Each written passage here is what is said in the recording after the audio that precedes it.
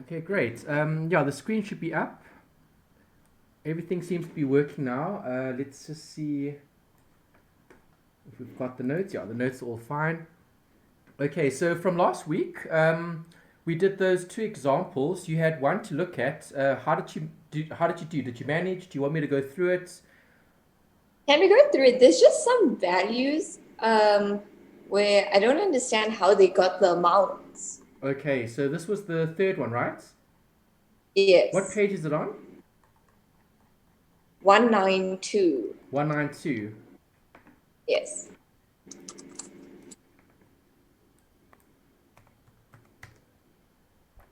Yeah, that's the one.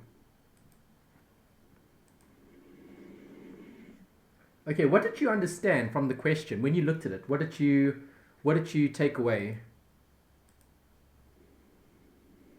So basically, we're doing the books for a branch. Is that what you're asking me? Yeah, like so when you read through the question, obviously you need to scope the question, right? Yes. Okay, so what were each of these points relating to? So if you go through each of them, what do you need to consider? What's the focus? Selling price. Yes, okay, that's important because then you need to split out the markup. Remember that?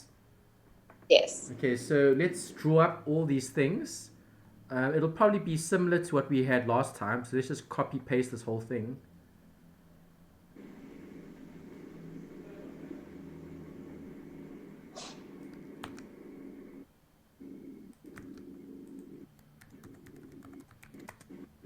What is it? 8.3.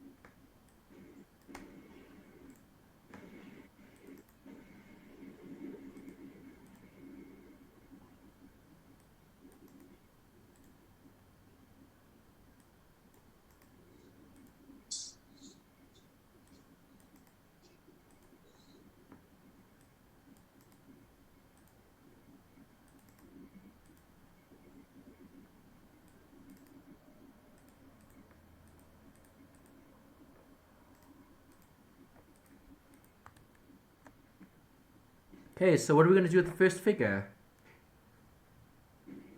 So the first figure, we would debit branch inventory and credit inventory to branch. Okay, yes, because remember, when we're accounting for the inventory that's moving from the one place to the other, you need to obviously provide for the stock. So you've got 64,500, but that's selling price, right? Yes. Okay, so what are you going to So do? I times it by 100 over 150. Okay, yeah, you split it And out. So what did you get as yes, the exclusive amount? I got 43,000. Okay, let's check. Okay, so obviously branch inventory is going to go up, right? Yes.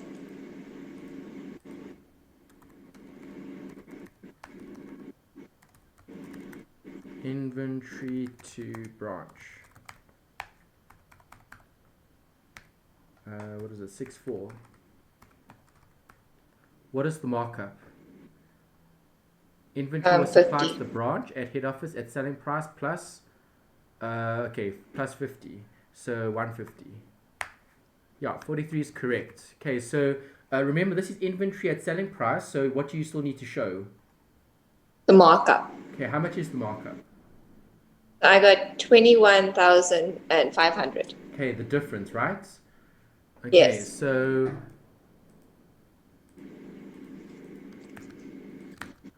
inventory to branch. This is the markup. From last week, we saw that they like creating a separate account for the markup only. Did they say that in this question here as well? What did they want here? inventory purchase locally was, yeah, cost plus 50 is fine. Where are the accounts here? Branch inventory, branch adjustment, branch expenses. Okay, so you don't need to show anything else. Was that it? Yeah, that was it. Okay, Yeah. so just 3 accounts. They don't even want to show inventory to branch. They just want you to show, so inventory to branch will go. Branch adjustment, yes. Branch expenses, yes. Okay, and the rest will go. Okay, so they want those accounts. And if they're showing the selling price here, based on what we saw last week, it's probably going to be markup in here again. So markup in this account. Because they, instead of showing it as one amount, they're splitting it, but they're showing it in 2 separate accounts. So you would have inventory to branch being the cost price and then the markup. So this should actually be the adjustment account.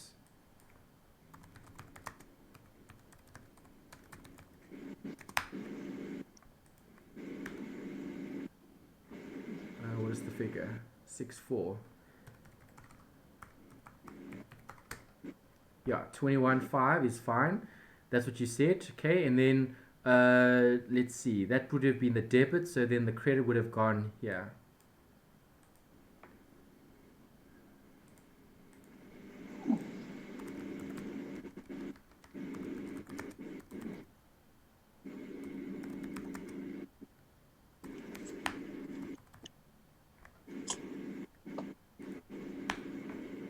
Okay.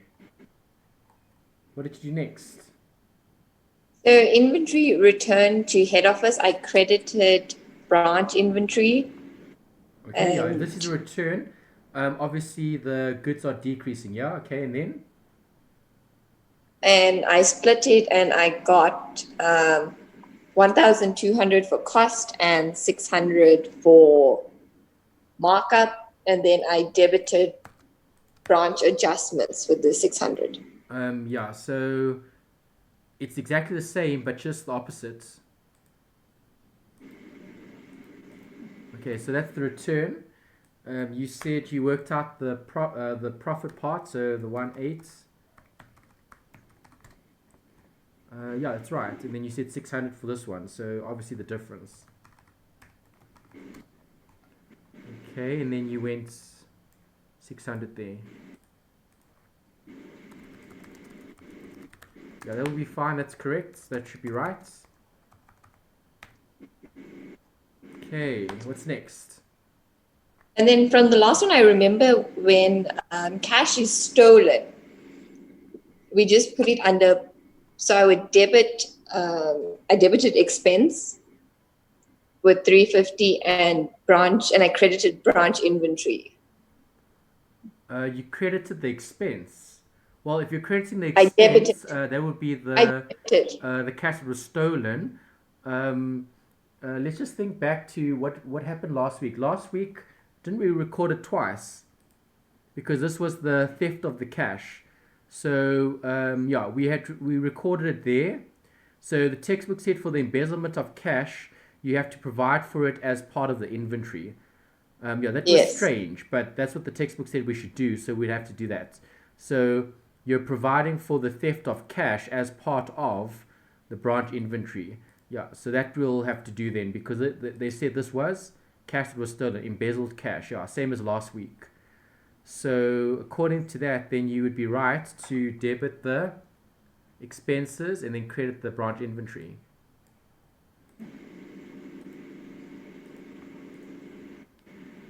This would have been branch expenses. How much they steal? It's 375.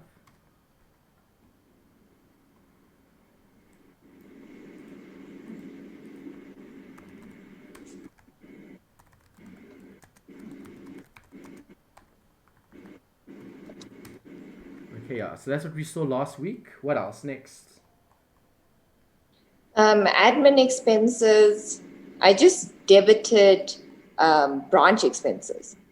Why? Because if I had to credit, I would have credited bank. Correct, yes. So But we don't have a bank.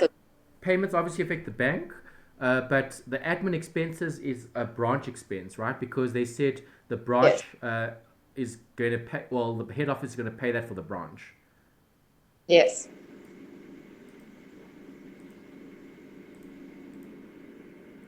Where are we? Bank, yeah. Bank because of the credit, yes. Okay, agree. How much was that? 5,000. Yes. Okay, next. Discount granted. I debited branch expenses. Okay, let's think about this one because what happened here? It's a discount granted to the branch debtors.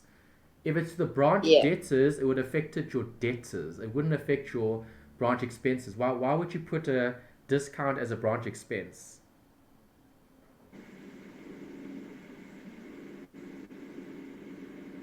So normally you would credit debtors, and debit credit loss. But isn't credit?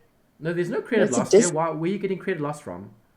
Oh, so where would I put this? Discount granted, so you would have debited your discount granted, which is your expense account. But remember, this is for the branch debtors. So if it's the branch debtors, the branch debtors are the ones getting a discount. So if you're getting a discount, your cash would have decreased because you wouldn't have received as much cash. So you would have debited the you would have debited the branch debtors. No, you would have credited the branch debtors, and then you would have debited the discount because the discount would have been sales, but sales for the head office. Because let's think about it. You are selling goods at the branch, but it relates to the head office. Yeah. So it's not an expense that the branch would have to incur. Remember, branch expenses are expenses that the branch has to pay.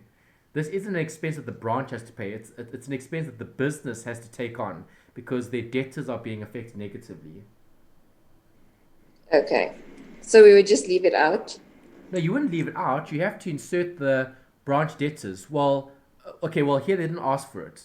Okay, but if there was Okay. a branch debtors account, you would have to put it in.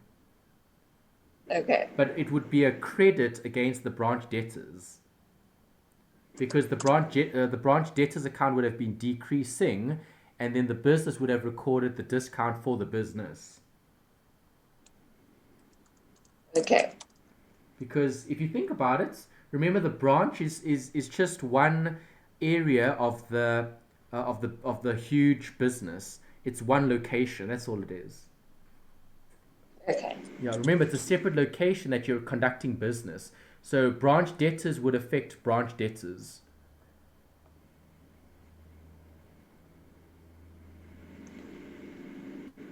Is that right? Next one. Yes. Okay. Yes. Uh, so cash sales by branch after deducting local purchases, cost price 500. What do they mean by this? Okay. Well, if you think about it, cash sales by the branch. So what happened? We sold inventory. Exactly. Okay, and here you sold inventory after deducting local purchases, which was a cost price of 500. So they basically said that you had sales, and then those sales had other local purchases as part of the transaction. But should you show that separately? Yes, you should. Okay, you shouldn't show these local purchases as part of the sales because the sales is separate. Because remember, you're accounting for the inventory at the branch at the where's my, I can't get it. Okay, I need to, there's it. Okay, I need to decrease this by selling price, right? Yes. Okay, so if I'm decreasing this by the selling price, what does that mean? That means that any sale that I incur that's for the branch needs to be taken out of the inventory account because the branch won't have more stock, they'll have less stock. So how much stock did they Yes. actually sell?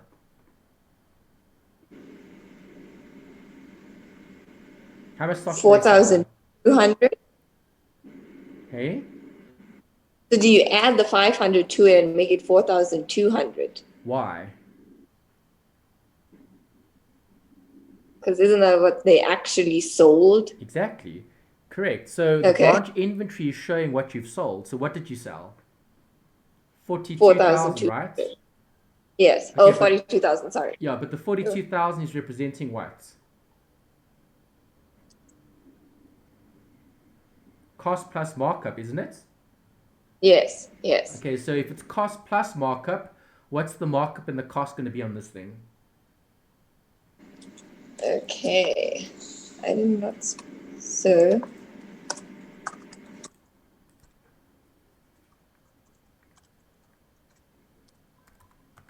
it's going to be 28,000 and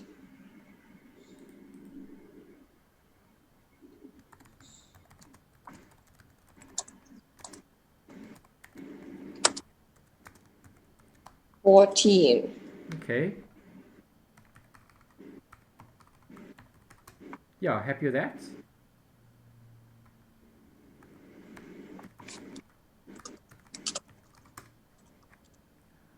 Okay, and then obviously they like putting the adjustment in the adjustment account. So that's obviously going to go there.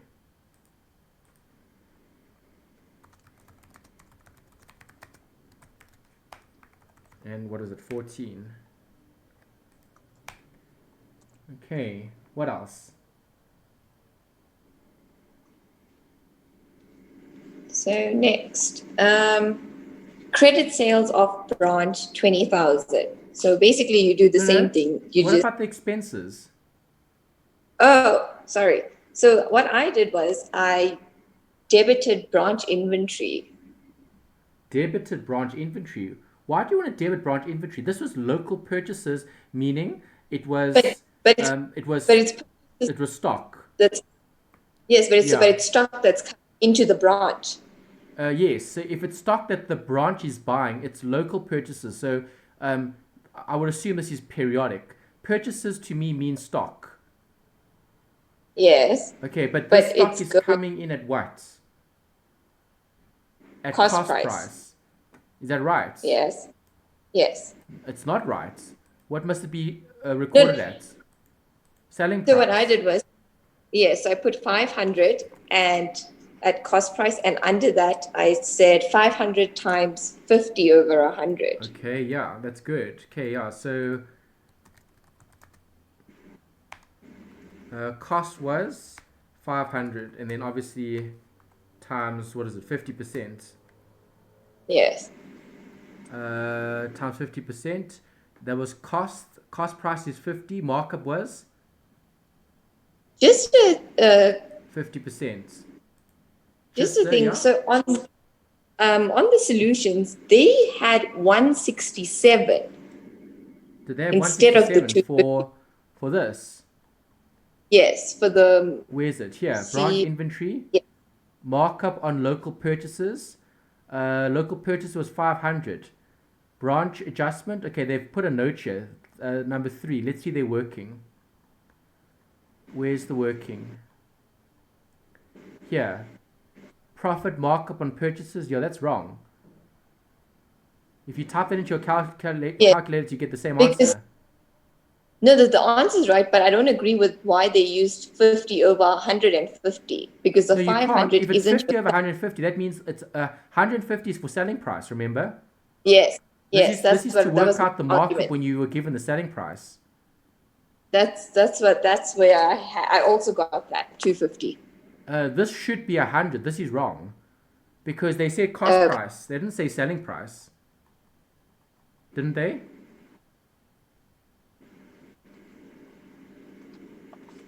No, they said that is it's your cost price. Yeah, they said it's Cost the cost price. price. So you have to times by 50 over 100.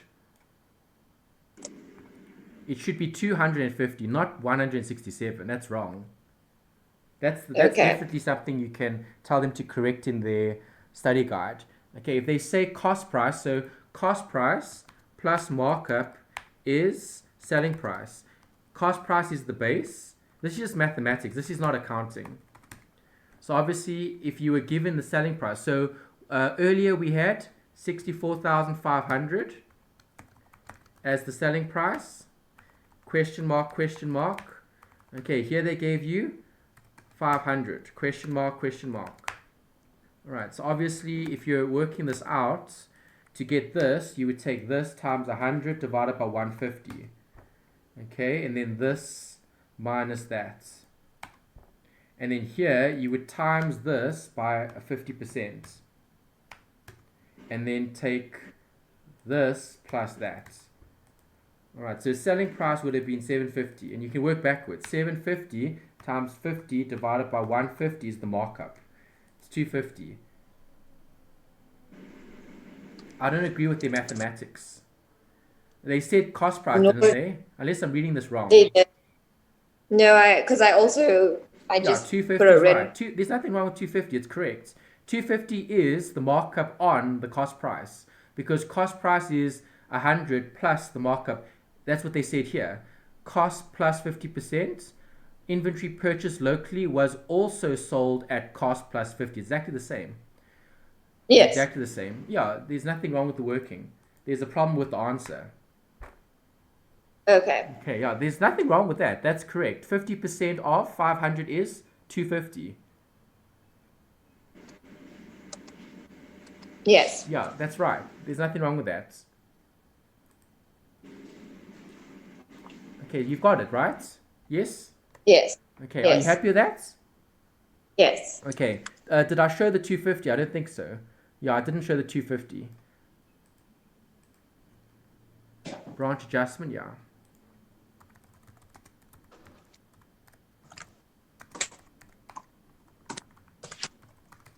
Okay, what else? Next. So next was credit sales. So I credited credit sales. I credited branch inventory account, sorry, Yeah, why? because we sold. Yes, and goods are accounted for at selling price. Okay, the credit sales would Yes. have been selling price, so you would have split it. Yes. Okay, what account are you going to reference? I actually referenced sales or credit sales. Branch debtors. Oh, Okay, because okay. it's the branch's credit sales, right? Yes, let me Yeah, if just it's the change that. branch's credit sales, it would have affected the branch's debtors.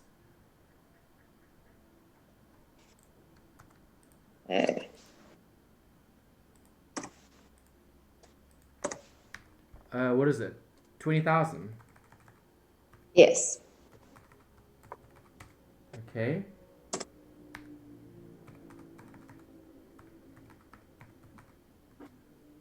Okay, there we go. Okay, I'm going to round it off to the nearest rand, otherwise it looks a bit funny with all those decimals. Okay, yeah. And then branch adjustments.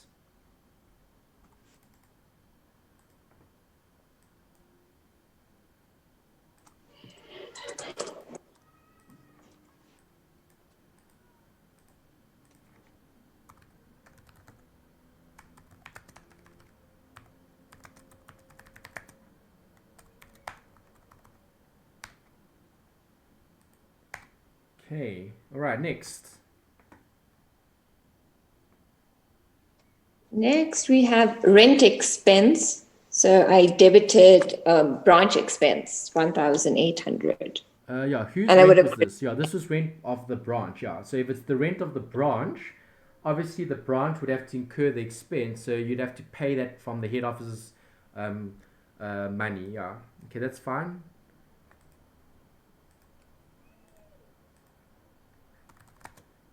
What is this? Yeah, this was for rents. You could probably reference this because otherwise you don't know what these things are for. I'm just going to write rent for that one. What is this amount? 1/8. Okay. All right, what else? So for inventory damaged, I credited branch inventory and I split and I debited expenses. Okay, so branch inventory is damaged, so that means that the stock needs to be written off basically. So Yes. if you're thinking about the actual account, the account would have been, let's think about it, it would have decreased. So you would have credited it. So stock would have decreased by the selling price of 300. Obviously, 300 Yes. is the cost plus markup. Yes.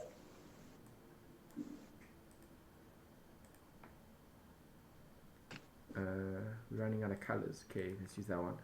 All right, so let's think about this. Inventory is damaged. So if it's damaged stock, the damaged stock would have been seen as an expense for the branch because the branch damaged the stock.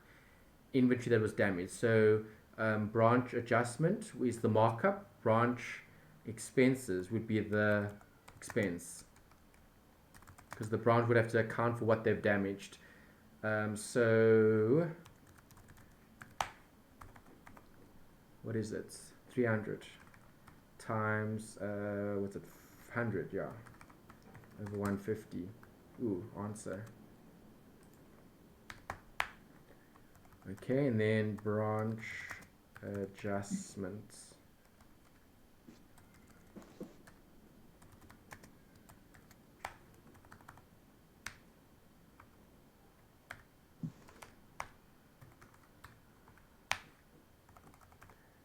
Okay, what's next? Next, we have, did you debit expenses? Yeah, I forgot the debits. Yeah, just have to reference it.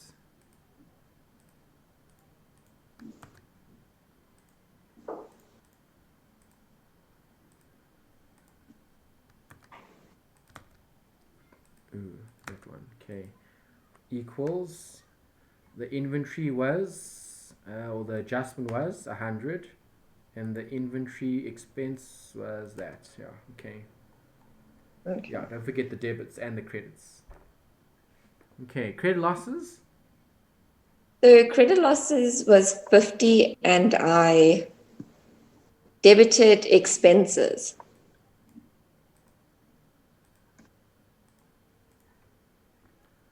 Okay, what's the contra account? Spoke about it earlier. Branch debtors, hey? Would be, yes, branch Okay, debtors. because remember, a credit loss is written off against the debtors of the branch. Yes.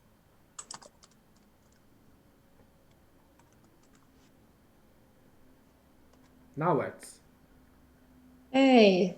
So now we're going to have to do inventory at selling price. So our opening inventory, which would be a debit, was 4,500. Ooh, they should have given this earlier, but it's fine. Insert.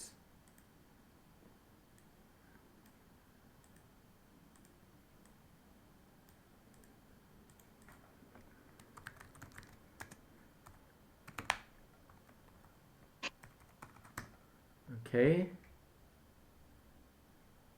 And our closing inventory is 4,800.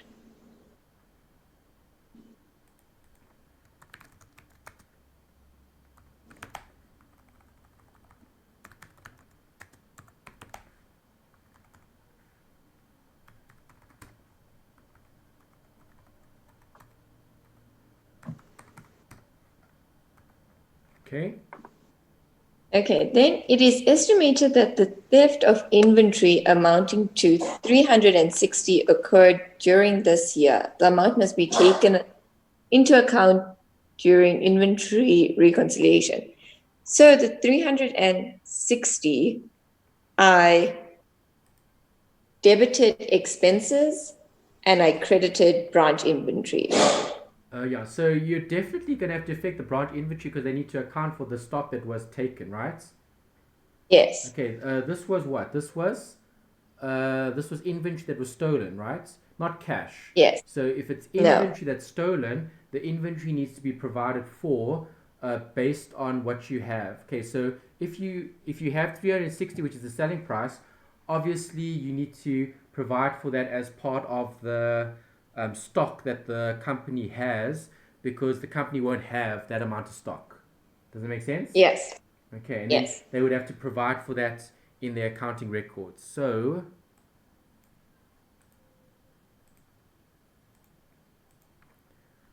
let's see, this is branch inventory, so we're referencing stolen stock. The stolen stock would have affected Branch. your expense. No, your Yes. adjustment. Well, it'll be part of it because Oh, this was 360. 360, remember, is the total. So part of it is the stolen stock and part of it is the profit. So um, expenses and adjustments.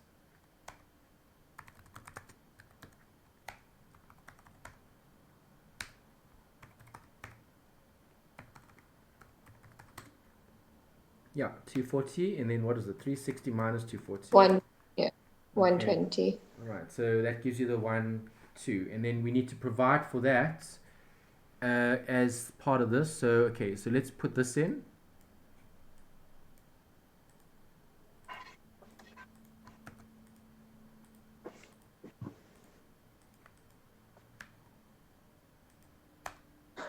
Ooh, wrong figure. Adjustments, adjustments. Okay, and then the branch expenses, would have been providing for any expense that the business would have had to incur at the branch. So if we're looking at this as a theft, the branch is going to lose out, so the branch would have to account for it. Okay, so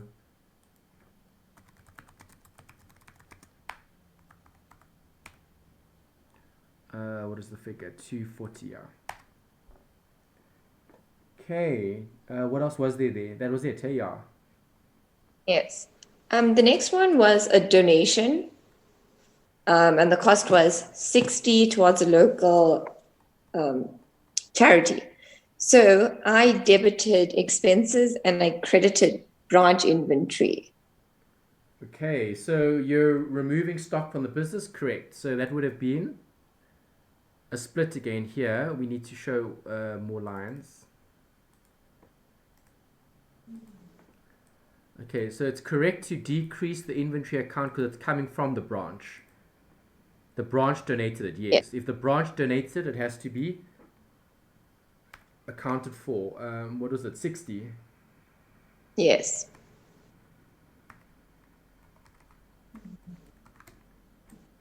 Ooh. Oh, no wonder.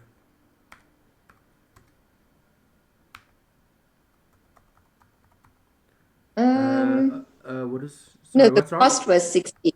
Oh, The cost was cost was, 60. Okay, that's even easier yes. then. Then just times that by 50%. Oops. Ah,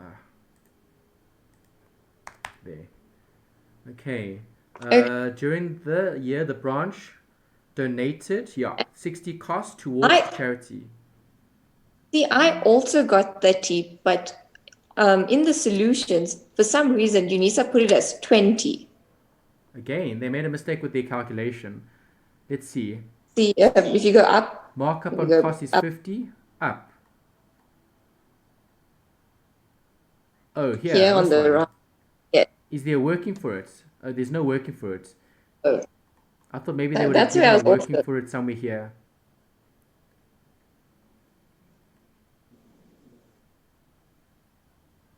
It is their profit. If you go a bit down, their profit markup on inventory donated 11. See, this is again, it's cost plus markup. Markup is 50. The 60 isn't selling price. If it was selling price, then you would divide by 150. I also agree. That's why I think I was not getting the answers Oh, because I okay, also but yeah, got that. this is just basic mathematics. So I mean that they wouldn't have covered in this module. That they would have covered in 1502. In 1502, you would have done cost price markup and selling. Those are So I don't formulas. I know. mean, we could even. Do I have Google open? I've got this open. Let me just open up another tab.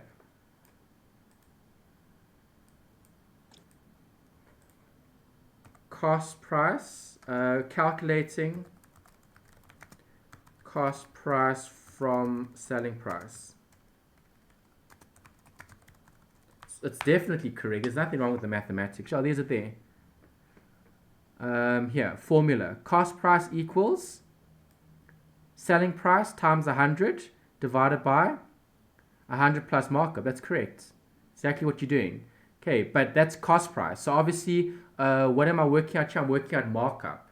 So calculate markup from cost price. I might have to write the word markup.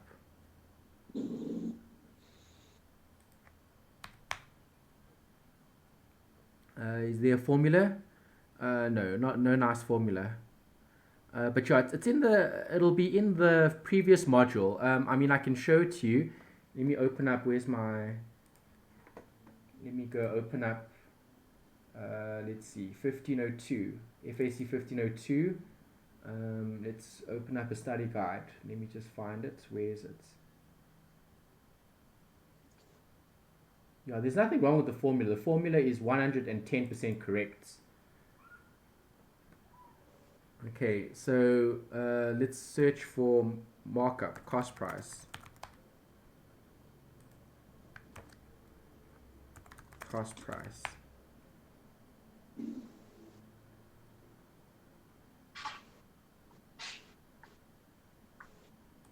Not finding it. Markup. Ah, nothing. It'll be in one of the chapters. Let me just remember.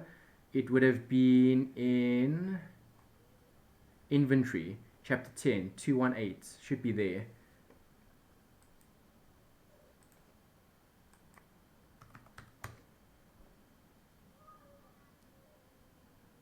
Let's see. Cost price markup selling. Do they show it here?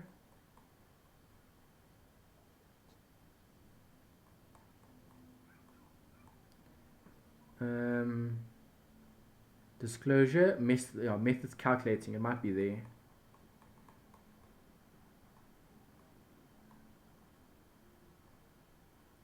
Yeah, there. Okay, well, that's cost price and selling. That's the gross profit margin, and that, yeah, not there. Cost price markup and selling. This is gross profits. Here, no, this is still gross profits. Okay, not in that chapter.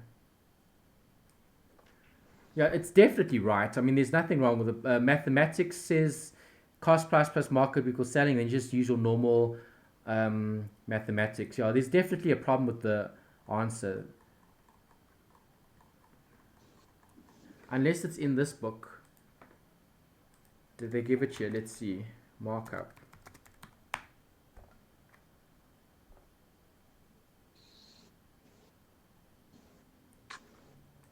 Okay, but yeah, there's the calculation. Yeah. Okay, so obviously, okay, yeah, they're even showing it. I mean, even Unisa's showing it there. That's the right calculation. Cost markup is 50, selling is 150. So if you have the selling, you times it by the 100 to get the cost divided by 150. That's correct. There's nothing wrong with that.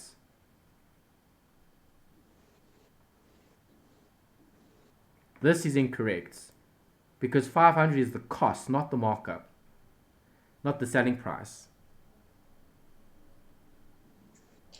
Are you still there? Yes, Okay. I agree with you. That's why I wanted to go through it, because I don't know if I was wrong, if Unisa was wrong, but I also this is just a silly mathematics mistake that they might have made. Maybe they just used that 100 over 150 for all of it because that's obviously the first working they had. So they just had that and they just applied it throughout. That's not right because the question said cost price, not selling price. Yes. Okay, yeah. Don't doubt your ability. Your ability is correct. Your formula is correct. There is a mistake here. Okay, so let's complete it. What were we looking at? The donation, yeah. Okay, so if it's a donation, let's see. Your donation is seen as a expense because the branch is donating. So if the branch is donating, same as before. Okay, yeah, happy with that? Yes.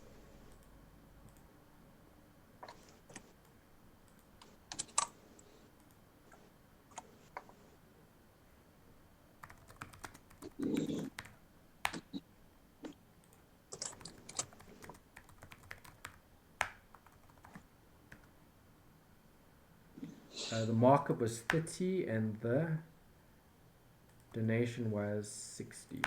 Okay. All right, what else? Oh, that's it. Yes. Okay, so let's balance off. Okay, you've got the 4,000 here, 4,800 actually.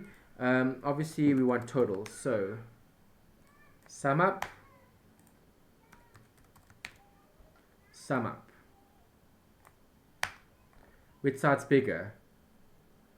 It's almost The exactly the left. same. Which Yes. side's short? This side's short, looks The like right. it, eh?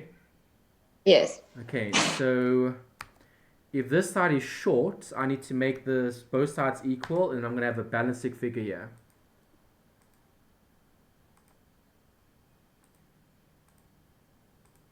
Okay, this balancing figure is going to be the total subtract this, subtract all of that.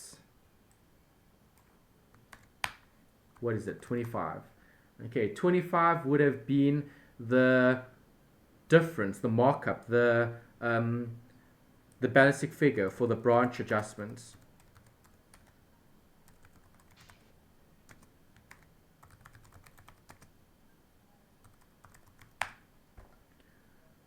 Okay, ooh, can't select the cell. I don't know why this is in the way. It's not, oh, there, got it. Okay. Alright, branch adjustment, balancing figure, 25. Okay, so you have the branch inventory account. Okay, we just need to balance the branch adjustment account. Alright, so which side looks bigger here?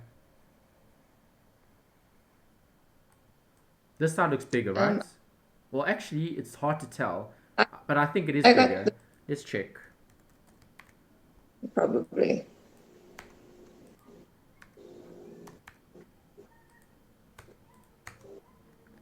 Oh, it's actually the opposite. This side Is bigger. is bigger than that side. Okay, but I need to obviously reference this as well.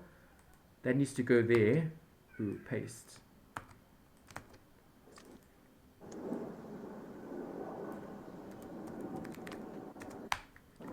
Okay, and then delete. And then we need another line. Okay, so to balance this account off, oh, it's going to change now actually.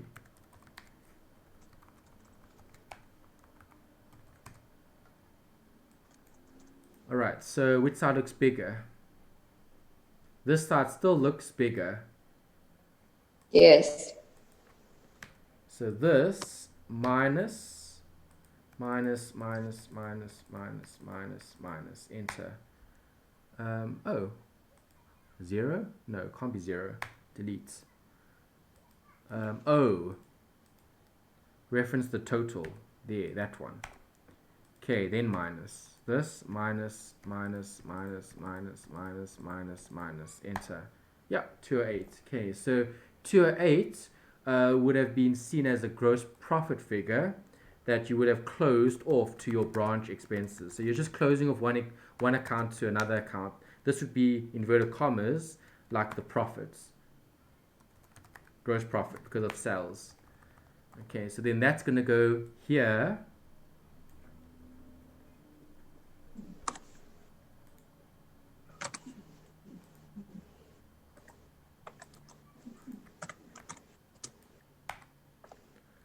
Okay, and then I need to balance this account off. Okay, so this one obviously looks, which side looks bigger? This side looks bigger than that side, so sum up.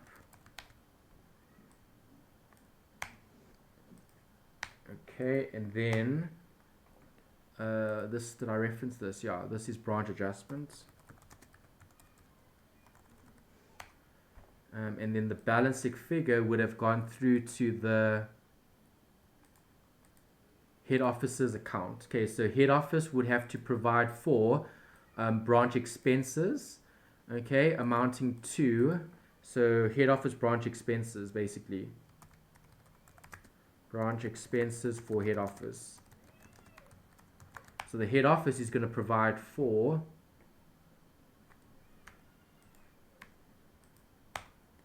7517 that they would have to provide for. Okay, yeah, that looks like it. Was that okay? Let's have Yes. a look at theirs. Okay, so yeah, happy with that, happy with that, happy with that, happy with that, not happy with that. There's obviously a working problem with the numbers, the formula, but it's there, so that's fine. Okay, yeah, this I'm happy with, that I'm happy with, that I'm happy with. This we had to split because it was the cash sales. Why didn't they split it here? I see they didn't split it here. They should have, because the cash sales, obviously if it's a sale, the sale would have been cost plus markup. And if it's the markup would have been referenced here. So if they're not showing it and they're just showing it as one figure, because this is, let's see, you're selling goods, so you would have reduced the stock and you would have increased bank. Bank would have gone up by the total, yeah, the 42,000. Yeah, this is strange. Let's see, there's a working for this. Number 6. Let's see what they say here. Here. Oh, okay, this was the working that we had spoke about. Yeah, that's fine. Yeah, happy with that.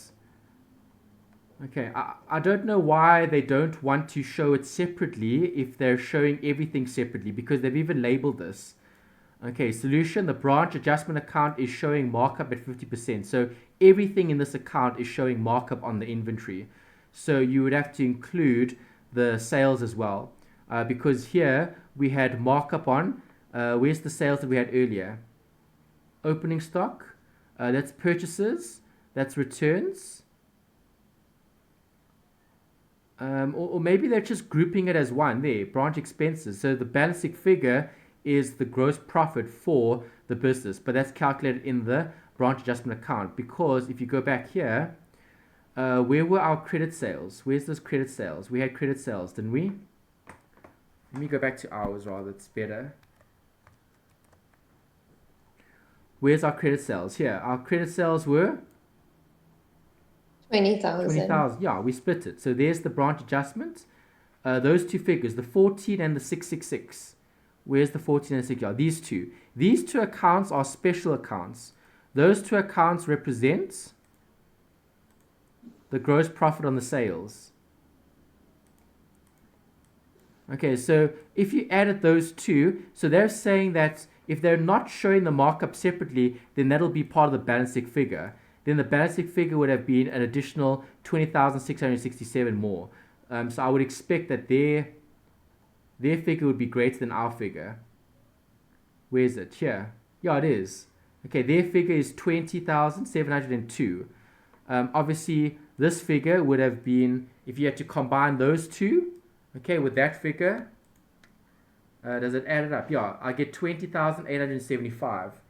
Okay, remember the difference is the difference between the markup that they had incorrectly.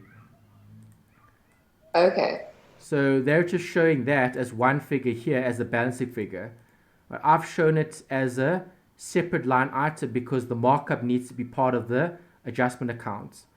And then your markup would go through to your branch expense account. Okay, so they would have had same thing here as well. Their branch adjustment would have been more, then they would have a figure on this side instead of that side. Instead of having a branch expense line item, they would have had a profit line item. Let's see if that's right. Let's see here. Okay, so, okay, let's just double check the rest here. Okay, yeah, so branch adjustment, I've included it. They just grouped it as one. They didn't show the splits. Here they didn't show the splits. Here they showed the splits. That's fine. Just another question that I had. Yeah. Their clothing inventory. Okay, yeah, we're They getting there. somehow made it. Sorry. Branch inventory, 25. Yeah, that's the 25. That's fine. Okay, yeah, the closing inventory is 48. This is 4727. That's also wrong. Where did they get that from? Where's the working? There's no working. There was no working. There was Yes, no it was working just for that. given to us. Was there working for that? No. Yeah, it was 48. There is no working for that. And this was selling price. Yeah, it was selling price. Unless they took out the markup. But no, the markup wouldn't be so little. Yeah, that can't be little. I mean, the markup can't be what? The markup can't be 73. No, 63. It's impossible. Because remember, this you could also show separately if you wanted to. Because remember, the balance was including markup. So you could have said 48 times 100 divided by 150 is 3,200. You could have shown 3,200 there, and then you could have shown a balance for the branch adjustment. But you wouldn't, because branch adjustment, it doesn't have a balance. The branch adjustment is just an amount that's closed off, because it's just working out the markup. That's all. The branch adjustment is just a separate account for the markup. From what I've seen, that's what they prefer doing. They prefer showing the markup separately.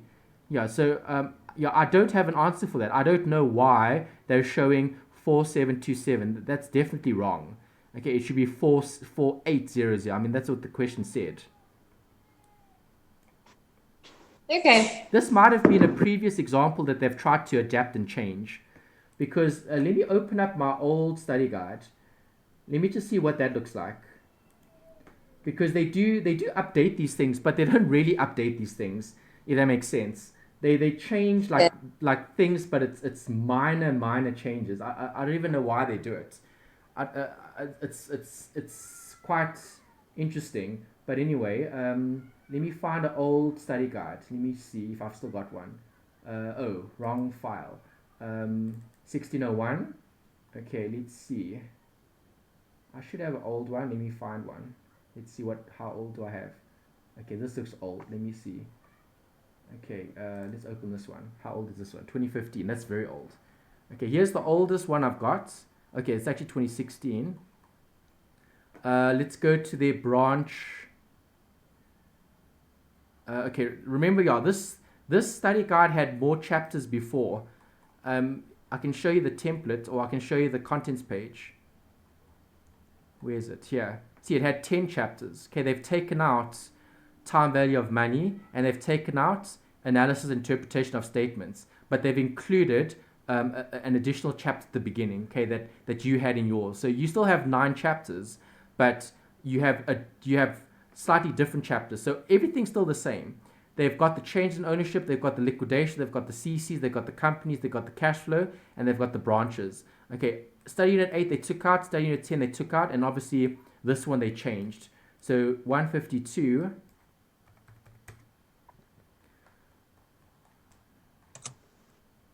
Ooh. 152 didn't work. 162. Let's try that. Okay, there. All right, so there. Branches. Let's have a look at the exercises. Here. Exercise 9.1. Was this the same as the one that we had done previously? Probably. But let's look at the one that we're looking at. Here. No. 9.2, 9.3. Here, 9.3. Okay, so 9.3. Yes, it is. It's the same. Is it exactly the same? Looks like it. Yes. Okay, looks the same. And then the bottom here? Looks the same. Okay, so this one they haven't changed. Yeah, this one they haven't changed. So this one, let's just see what their solution here looks like. Yeah, see, there we go. Don't ask me why they changed the answer. This is so weird. Okay, this is from 2015, and here they have the right balance. And they have the 30 that's correct as well. Yes. For the yeah, see, there's nothing wrong with what we're doing. Yeah, just keep, even the 250, there we go. Yeah, so I don't know, maybe they tried to adjust and change it, or they tried to update it and then it didn't work, and then they maybe just left their mistakes. I don't know. I can't answer that question, but yeah, there's definitely a problem here. This solution's wrong. I don't agree with this. I mean, where did they get that from? Where did they get that from? Where did they get that from? Okay, this is perfect. This is correct. Okay, see, but again, they didn't split this. They just kept it as one figure, but it doesn't matter. If they kept it as one figure, let's see the answers here. Here. Okay, so there. The branch expenses would have been the total. It would have been See, the closing inventory markup, they even showed separately here. See, the 1,600. Here they didn't show it separately. That was what I was mentioning. Oh, actually they did. I didn't show that. Okay, that's something that I have omitted. That I see they have shown separately. 1,600. So 1,600 would have been calculated from what we said earlier. Do I still have that working here? No, I didn't. I deleted it. Let me show it again. 48 times 100 divided by 150 is 32. Okay, so markup is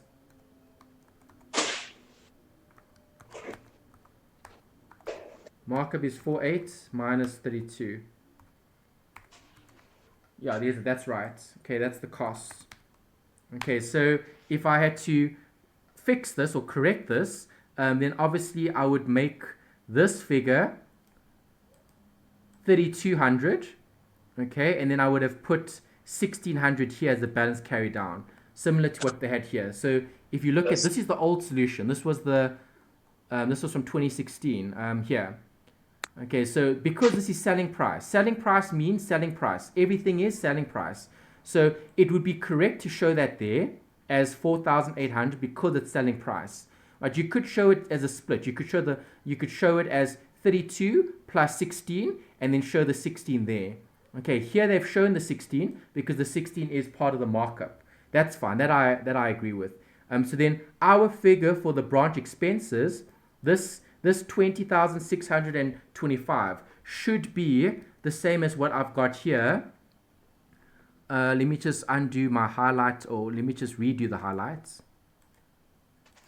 Okay, so that profit I got was that, and then I said we have to add up those two figures. So then I said we would have this plus that gave us the 28,750, and then here they've got 20,6250. Okay, so I am off. I thought I would have added up because they're showing it as one figure.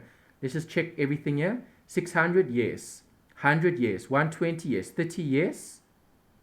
25, yes. Oh, settlement discount granted 150. Oh. There's a discount here. But why did they... Is there a discount here? There's no discount. Let me think about this. The discount we didn't show it, and neither did they. But in the previous year's solution, they have shown it here. Can I check this? Where's my textbook here? Let me double check. What do we do with the discounts? Okay, go to the textbook. Let's find it. Okay, this is branches. Let's double check this. Let's see who's correct. Eunice's 2019 book or the 2016 book, or I would have taken this out of your debtors. No, I wouldn't have taken it out of my debtors. I would have included it as the head office expense. That's what I would have done.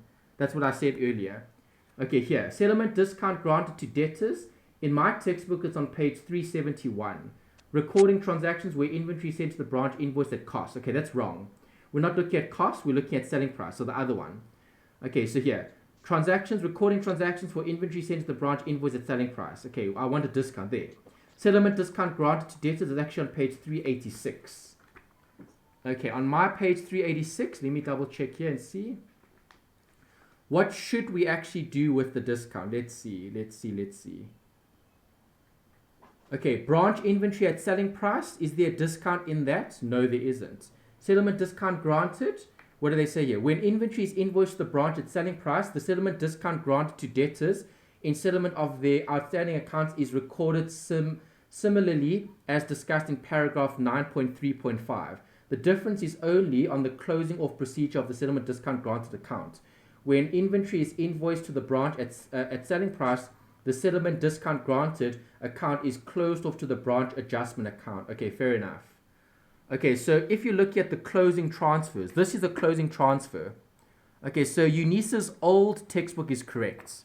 Okay, I need to correct my solution. Okay, so let me correct my solution according to the textbook. Okay, I agree with this one. I don't agree with this one. Okay, the new version of this book, the 2019 version, the one that you have, that one's wrong.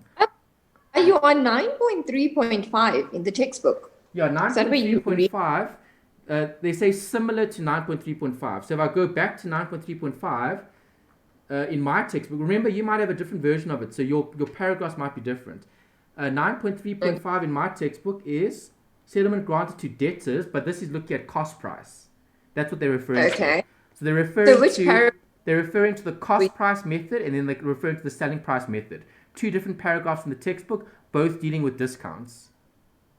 Okay, Here the they second said, one is settlement the discount second granted one. to debtors. Discounts may be granted by a branch to its debtors for prompt payment of outstanding amounts. Settlement discount granted on branch debtors accounts results in a reduction in the cash amount received from debtors. To record the settlement discount granted account is debited and the debtors control account is credited. That's what I said initially, but that's cost price. Okay, with cost price, but then you close it off to branch inventory. But that's not what we're doing here. Okay, we're looking at selling price. Selling price means you have to close it off to the adjustment account. Yeah, so this solution here is perfect.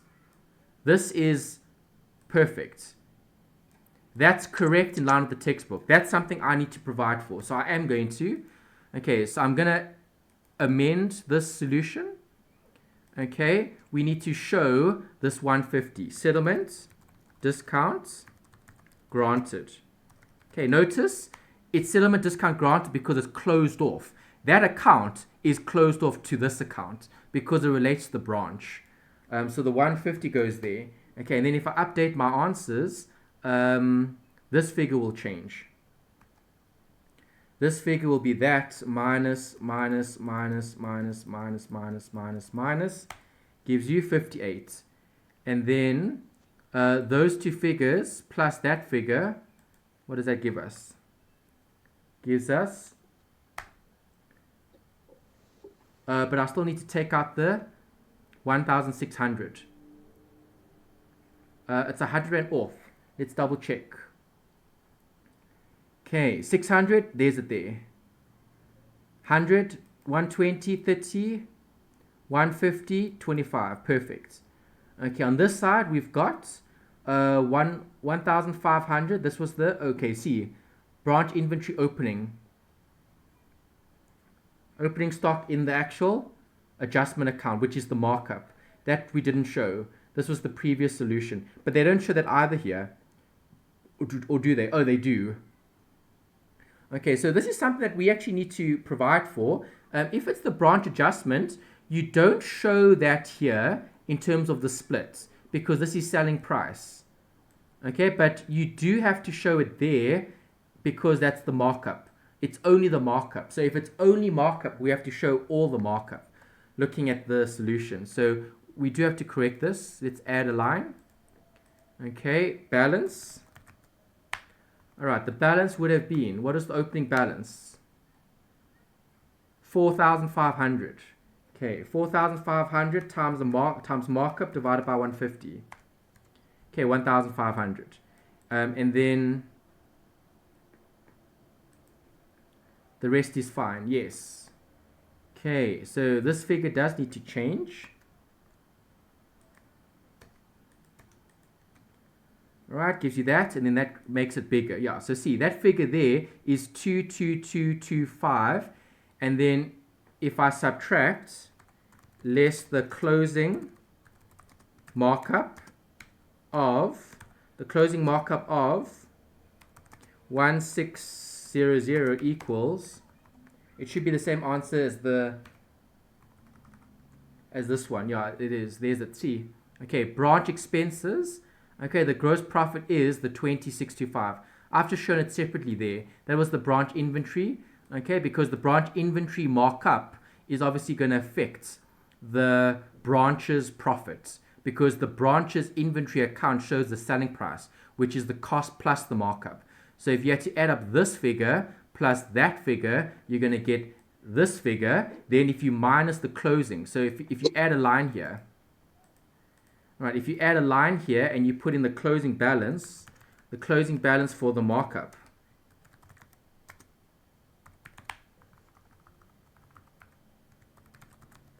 Yeah, so the point I'm trying to make is it'll still balance. It'll still work out it's just the disclosure. Are you closing it off, or are you showing it separately?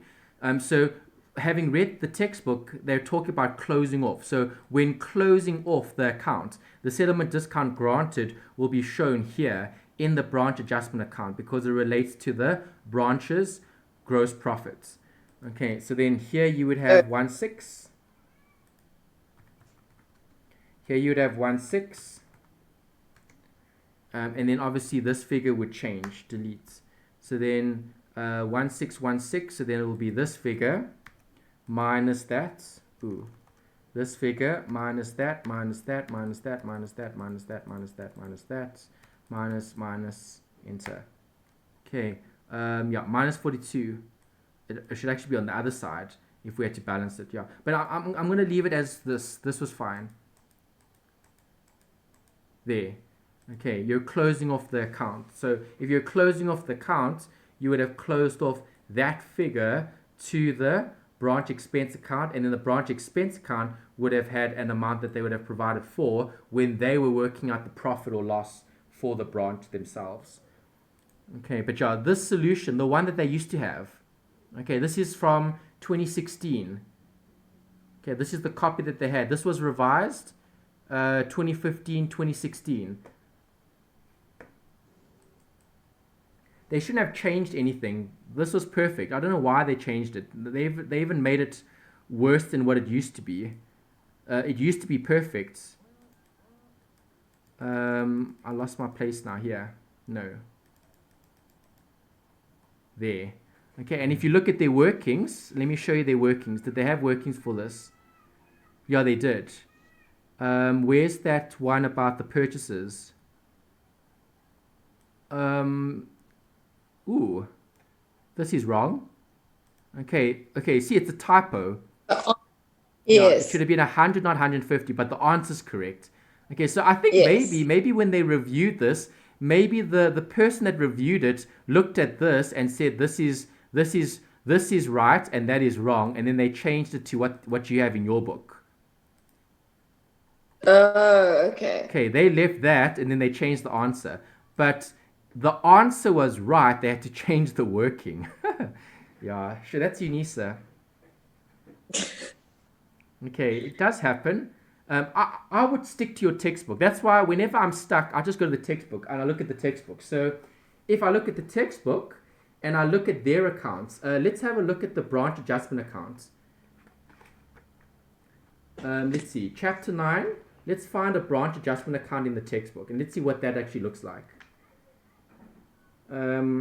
Let's see, branch adjustment. Do they have a separate... Let's see. Okay, selling price. Let's go to page 382 and then just page through it. Page 382. Okay, I'm looking for a branch adjustment. Okay, branch inventory, branch adjustment. Okay, branch adjustment, they're just showing the markup. They showed markup. I don't see any balances in that example. Let's see. Branch adjustment, branch inventory, branch inventory, branch inventory. I don't see any balances in that one. Turnover. Next example. Branch adjustment, also no balances here. Markdown on the returns, markdown on the sales, deliveries and purchases, nothing. Okay, branch inventory, branch adjustment. Okay, here's another branch adjustment account. Markup is 25%. I've got the returns, I've got the sales, I've got the deliveries, I've got the purchases. No opening and closing balances. Branch adjustments, same thing. Next page, this is what? Activity, example 9.15. Also, no opening balances, just returns, deliveries, purchases, sales, and then the transfer to the branch, or to the head office. Okay, yeah, so I mean, I've always done it that way. I've never had opening and closing balances. It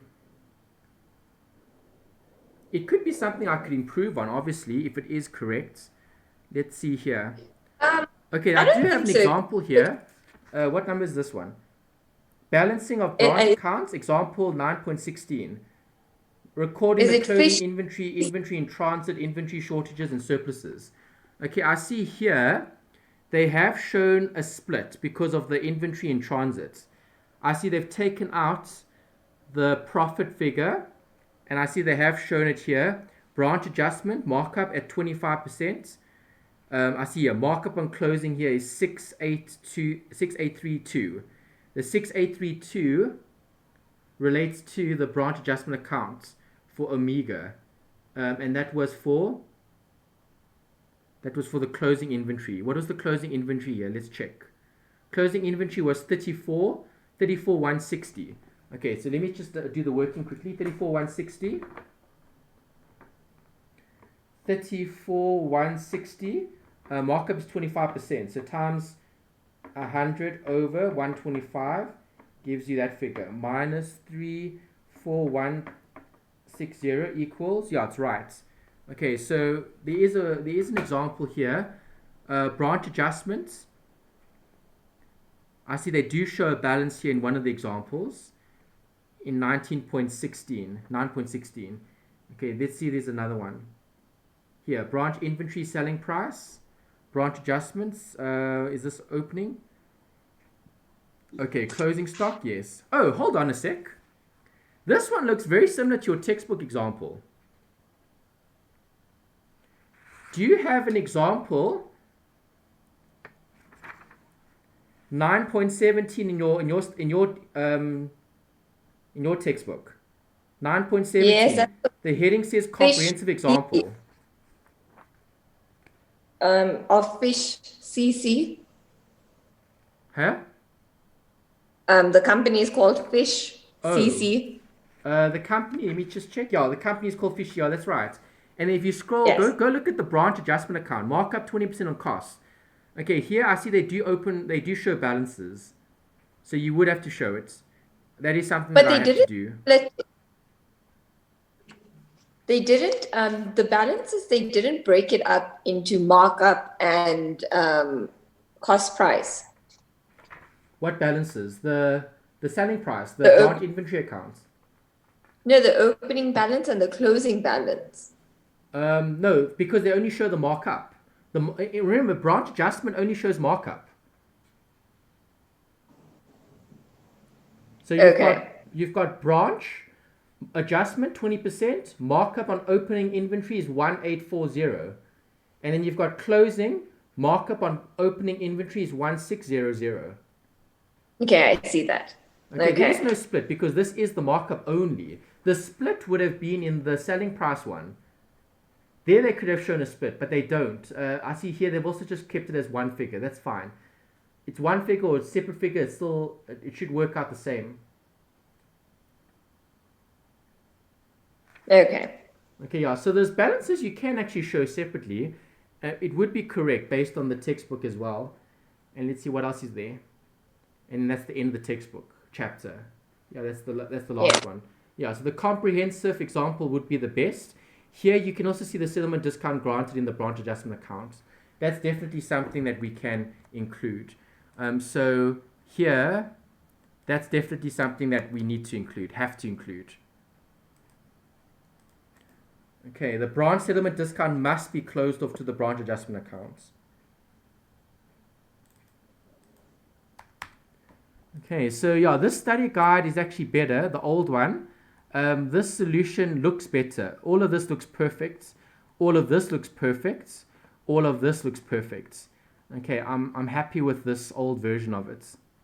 Okay, they might have just changed the name and they might have tried to make some changes, but it obviously didn't work because there are mistakes in the question with their balances and so on. Okay. Okay. All right, so is that chapter okay?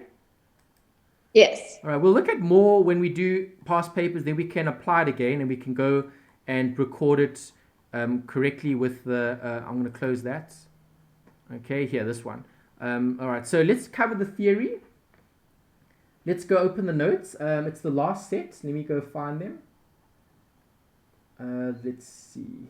What number are we on now? 9, I think. I think I renumbered this. Here. No, this was chapter 8 updated.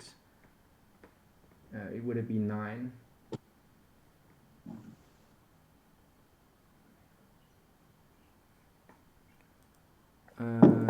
Yeah, no, this is definitely not for you. Okay, that was for the previous version. What What set is it?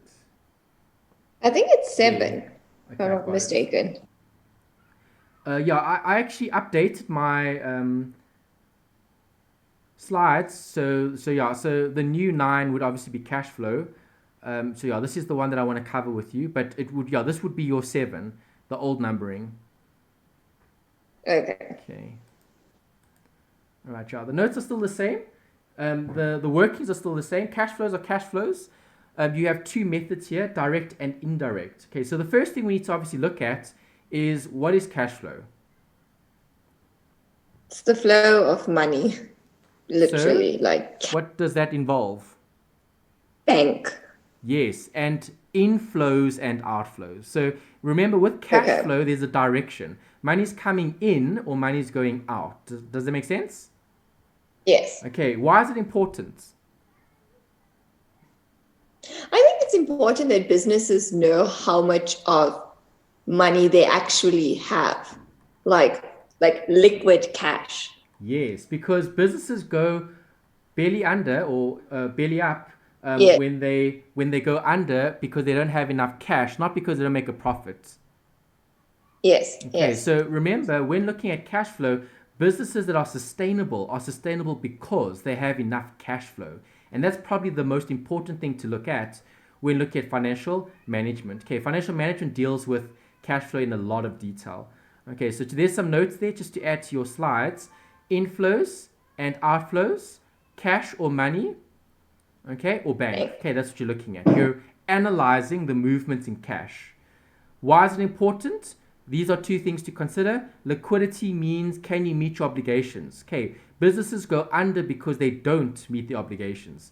Businesses are insolvent when they don't have more assets than liabilities. So solvency looks at that, liquidity looks at that. The reason why I've put those 2 terms in is because previously you used to do ratio analysis, okay, but they've taken that out completely. So you don't have to worry about that. But ratio analysis is included in a separate module. Okay, it is covered, but not in this one any longer. Okay, next slide. Main objective and advantages. Net working capital is important because net working capital is looking at the day-to-day running of the business. So when you're looking at the cash flow of the business, you need to make sure that you're keeping track of the money that's coming in and the money that's going out. Right, so uncovering cash related issues is important because that's how the business is going to improve and that's how the business is going to survive. Right, so where do we use money? We use money in 3 places: operating activities, investing activities, and financing activities. Operating, day-to-day running of the business. Investing, long-term. Financing, debt and equity. Okay, so if you think about it as an individual, okay, you as an individual will spend some of your money on operating activities day to day. Okay, so in other words, food. Okay, investing, individuals would always also use some of their money for investing. Okay, we call that savings, okay, or investments even if it's longer term. And individuals, where else do they use their money? To finance debt or equity, depending on what you're looking at. Okay, so financing is a section that needs to be disclosed separately when looking at cash flow. Okay, so cash, money. Money can be used in these 3 areas: operating, investing, financing. Right, those areas are looking at specific line items or accounts in your accounting records. Okay, so if it's day to day, it's all operational. Right, so income accounts, expense accounts, those accounts you'll be looking at as part of operating activities. If it's investing, then you're looking at long-term assets. You're looking at buying assets, investing assets, selling assets, whatever. Okay, but long-term assets. Financing, obviously debt and equity, paying off loans, taking out loans, issuing shares, raising capital, etc. Okay, it's financing, right? And each separate section has its own disclosure. Right, so the first section, this is operating, okay, operating section. Okay, you have direct and you have indirect. Okay, the direct method is also known as top down. Okay, so when it's direct, you start at the top and you move down. When it's indirect, you're starting at the bottom and you're moving up. Okay, so what do I mean by top down? Well, where do you see your income and expenses? Are you talking about like with statement? Yeah, in the statement of comprehensive income, right? Yes. Okay, so in the statement of comprehensive income, you would go top down and you would look at sales, then cost of sales, then other income line items, then other expense line items. And you keep going down, and anything that's cash flow, anything that has an inflow or an outflow needs to be accounted for in the direct method. Right? If it's the indirect method, then it's the opposite. Then you're starting at the bottom and you're moving up. Okay, you'll see that just now. Right, so the format is very important. When you get a question, that's all you're going to write down for direct method. Right, these things will vary depending on what the question gives you. Okay, if the question gives you dividends, you put it in. If the question gives you interest, you put it in. If the question gives you interest paid, you put it in. If the question gives you a distribution to owners, you put it in. But it must be a distribution to owners. In other words, a payment to the owners. Then you'll put it in. If it's not a distribution to the owners, you don't put it in. Okay? Proceeds from the sale of financial assets, same thing, you put it in. Acquisition of financial assets, if it's there, you put it in. Okay, obviously, if it's dividends, if you're receiving dividends, is money coming in or going out? Going out. No, you're receiving dividends. Oh, if I receive dividends. Oh, sorry, inflow. Yes. I just have a question.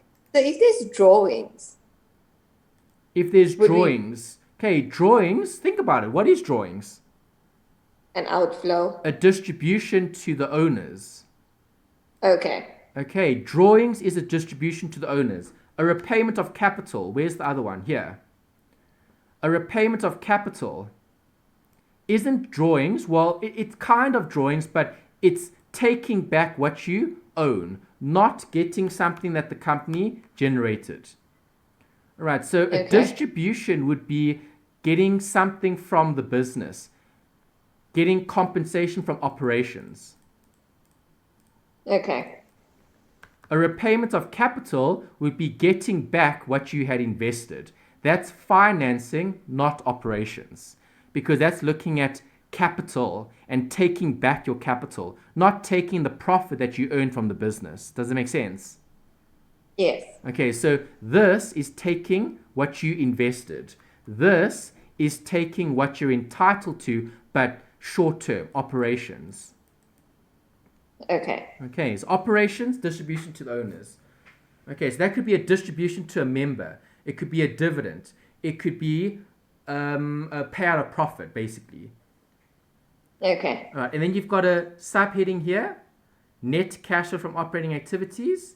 All right, and that's obviously going to highlight what you've generated from operations. Okay, these are all templates. I use the same templates when I do past paper questions. Okay, the textbook even gives you templates, but the textbook, if I remember correctly, they group it all as one. So they put all the forms of ownership in one.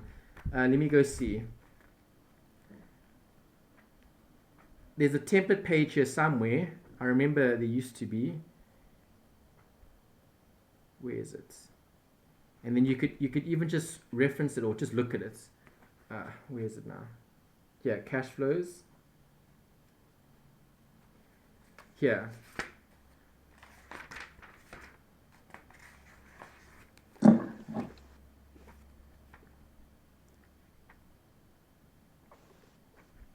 Okay, that's a worked example, 7.3. Here. Cash flow, cash generated from operations according to the indirect method. Then they give you a template. There are templates. You should have the same templates in your book. They give you a template for the direct method, and they give you a template for the indirect method. And then later on, they should give you a big summary for it. Let's see. Where they show all of it together.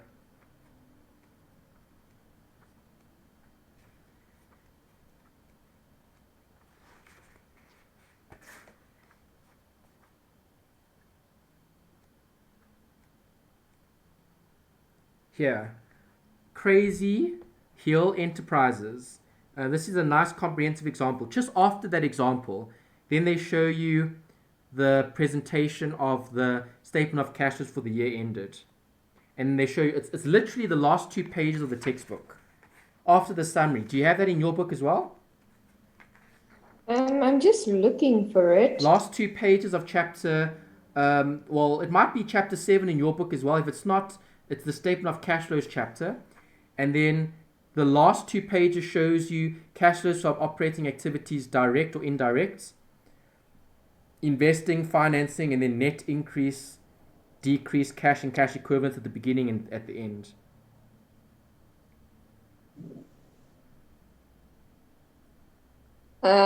Yes. Yeah. Yes. Okay. Yes. You should have it as well. Yeah, but those are all the basic templates. The templates are basically here. I didn't use the ones in the actual textbook. It might be a bit different. It's probably similar, but this would have just come out of the notes and the different topics that UNISA will cover as part of the section. Okay, so when looking at the direct method, this applies to the operational activities only. Right? In other words, receipts and payments to customers and suppliers. That's it.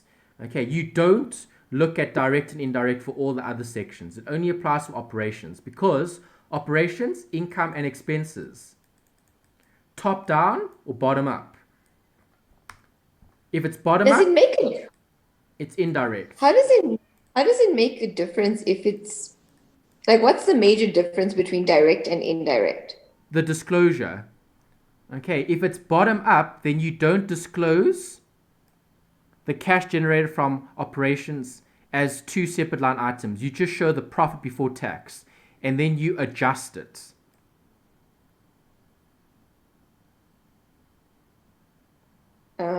Okay. Okay, let me do something here.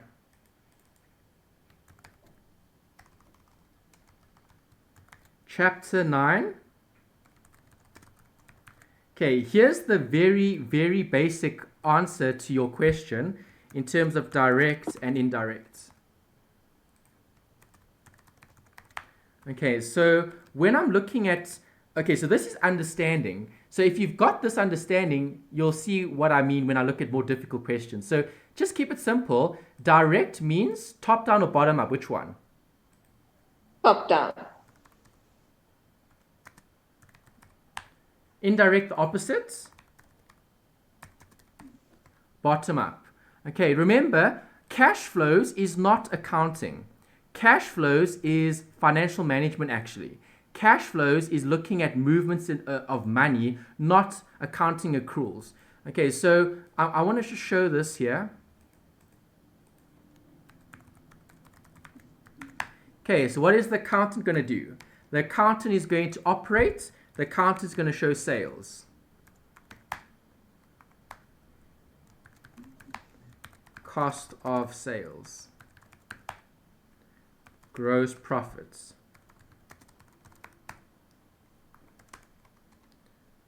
Other income. Other expenses. Profit for the year. Okay, so in terms of understanding, all right, obviously remember, if you are going to study more accounting, you just need to follow the right templates. Okay, that's why I'm referring to the textbook and I'm referring to the UNISA study guide because that's what they want you to do. Okay, remember in accounting, you have to just follow the templates. It's very strict because of disclosure. It's IFRS. Okay, forgetting about the disclosure for a few minutes, okay, just focus on cash, money coming in, money going out, that's it. The one method looks at direct, top down. The other method looks at bottom up. Okay, so if I've given you a set of financial statements, which an accountant would provide you with, and then if you want to draw up a cash flow statement, you would have to look at the accruals and then you have to take out the cash. So let's say the cost of the sales was 200, the cost of sales was 50, the gross profit was 150. The other income was 0, the other expenses was 10, and the 10 was for depreciation. The profit for the year would have been how much? 140. Do you agree with the accounting? Yes. Okay. Is that all right? Are you okay with what happened there? Yes. Okay, so now direct means top down. So in terms of cash flow, cash from operating activities, operations. Okay, if it's direct, cash received, cash paid, cash generated from operations. Other, total cash from operations. Okay, so when the accountant decides to go from accrual to cash, the accountant's going to look at this and say, okay, direct method, top down. Okay, they're going to say, did I receive money here? Yes. Cost of sales, did I pay money there? Yes, because I had to buy stock before I had to sell it. Did I have any money there? No. Did I have any money there? No. Did I have any money there? No. How much cash did I generate from operations? 250. No. 150. Okay, cash paid is a negative. Does that make sense? Yeah. Yes. Okay, what is the other accountant that likes to work backwards going to do? They're going to say, profit for the year,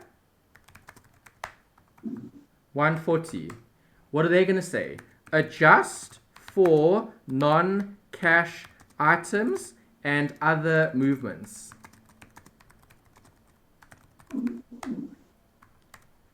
Okay, they're going to say, this profit for the year, go other way, go the other direction, go up. Okay, so we're starting with the total and we're adjusting the total. So,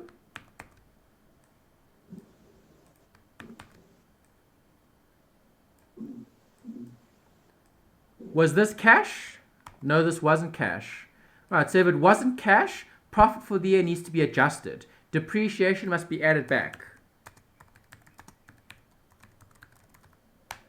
If I add back depreciation of 10, what do I get? Cash from operations of 150. That's top down versus bottom up. Top down makes more sense. It does. It's easier as well. Because you'll see when we do direct, you'll see a note later on. Use T accounts. Get the bank from all the accounts that have a movement in cash flow. Right, so if I pay something, I provide for it. If I receive something, I provide for it. That's all. This is the easier of the two, but UNISA will probably give you this one because it's more difficult. Okay. I've seen in past papers that based on history, like from years ago, obviously indirect is more often tested than direct. But it can come up. Direct does come up from time to time. You've just got to be lucky and right at a specific point in time when UNISA tested that. Yeah, so they change. 1 year it's indirect, 1 year it's direct. Then they use direct for a bit. Then they change to indirect for a bit. Then they go back. It all depends on them. But yeah, in terms of approach, direct is easier because you're just going line by line by line. What is cash? What's coming in, what's going out, what's not cash. Non-cash items are never included in a direct question because you don't look at it. In an indirect question, all of those things that you don't look at here, you look at there. Things like depreciation you would look at if it's indirect. You wouldn't worry about it if it's direct because it's not cash. Right? And that's the difference. That's the short answer to the differences between the direct and indirect. Then you just got to follow the formats. Okay.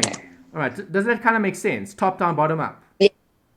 Yes. Okay, because remember, accountants give you this. This is additional disclosure. Accountants don't even have to show this because cash flows is completely separate. Cash flows is a whole separate disclosure financial statements. All right, so if you look at normal financial statements, statement of comprehensive income, statement of financial position, and statement of change in equity. They all reference each other. Okay, obviously profit referenced there, and then obviously the totals referenced there. Okay, and we've seen that in previous examples. Those three are connected.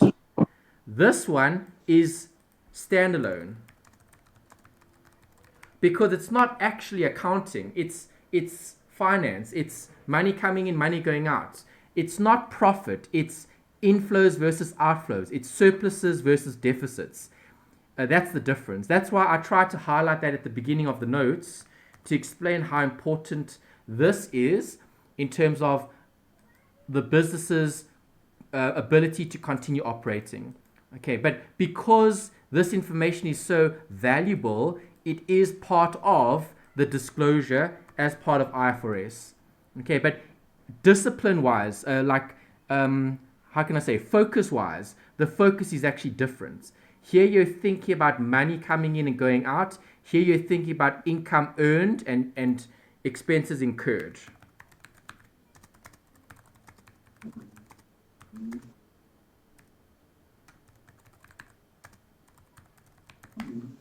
Here you're looking at income, not income, inflows of money, cash, versus outflows of money, cash. And that's the big difference. Right? And that's why generally, okay, if you keep it simple, it's not too bad. You just got to think about what's actually happening. And if you think like this, you're going to get it wrong. If you think like that, you're going to get it right. It's a change of thinking or approach. That's the hard part. That's the challenge. Okay. Okay. All right. So if you go back and you look at the notes, you'll see when you look at the indirect method, again, ops, it's all operational. Okay, so the profit is bottom up, meaning I need to adjust. Right, it'll be profit for the year if it's a sole proprietor and a partnership. Okay, because there is no separate tax. Okay, if it's CCs and companies, then you use profit before tax. Because remember, tax must be disclosed separately. Right, it's just very, very, very specific disclosure. Right, so you can't show profit after tax here and then show minus tax there, because then you're double accounting for the outflow. Does that make sense? Yes. Okay, it must be before tax because then you have to show it coming out later. Right, and then this bit over there is just those adjustments that you have to make because you're going bottom up. Right, you're going to obviously change your amount based on an increase or decrease in current assets and current liabilities, because if you go back to the example here, okay, cost of sales, I assumed everything you bought is everything you sold. But now, do you always buy everything and sell everything? No, you don't. Okay, sometimes you have an opening balance and a closing balance. Those opening balances and closing balances will affect this. That's why you'll adjust here. You'll adjust for opening balances, for increases in your inventory or decreases in your inventory. And that'll create either an inflow or an outflow depending on what's happening. Okay, and then you've got to think about it in terms of cash flow. So let me ask you this. Let's do some basic ones. The inventory account increases. Inflow, outflow. The inventory account, are we doing outflow? Good. No, yes, that's right. If the inventory account increases, that means I bought more stock, cash went out. Do you agree? Yes. Good. Yes. If inventory decreased, so you sold more. so that'll be? So the inflow. Inflow, exactly. If it's a current liability, if my creditors went down, inflow, outflow. Your credit, so you don't owe people as much anymore. So what's the cash effect? When will creditors decrease? When you pay them off. Exactly. Outflow. So yeah, so a decrease in current liabilities would be equivalent to a cash outflow. Does that make sense? Yes. Right, and that's why you have all these increases, decreases, increases, decreases, because you're providing for a plus or a minus in terms of cash flow. Does that make sense? Yes. Yeah, and then the textbook talks about those things, and they describe it and they give you rules to remember. Just use the T accounts. The T accounts are key. They're very important. All right, cash generated for operations is just a subheading, and then you've got the same. Notice everything in black here is the same as everything in black there. Okay, you don't change that. It's the top part that changes. So Okay. when it's operating, if it's direct, you just write down those 3 line items. If it's indirect, you have to write down a whole bunch of line items. It's a lot more. Okay, and that's why Unisa Okay. likes testing that, because there's a lot more that you need to put in. Okay, that's why Okay. I've shown these 2 slides. Is that all right? Yes. Okay, it's just templates. These templates we're going to use when we look at examples. Okay, we'll do one today and then we can do more next week. Let's have a look at the other sections. Okay, investing. What's the focus here? Think about the word invest. You like it's out. It's long term. Oh, long term. That's the word. Sorry. Okay, so remember we spoke about money. Where do you use your money? Operating day to day, which is food. Okay? Investing is longer term, for the future.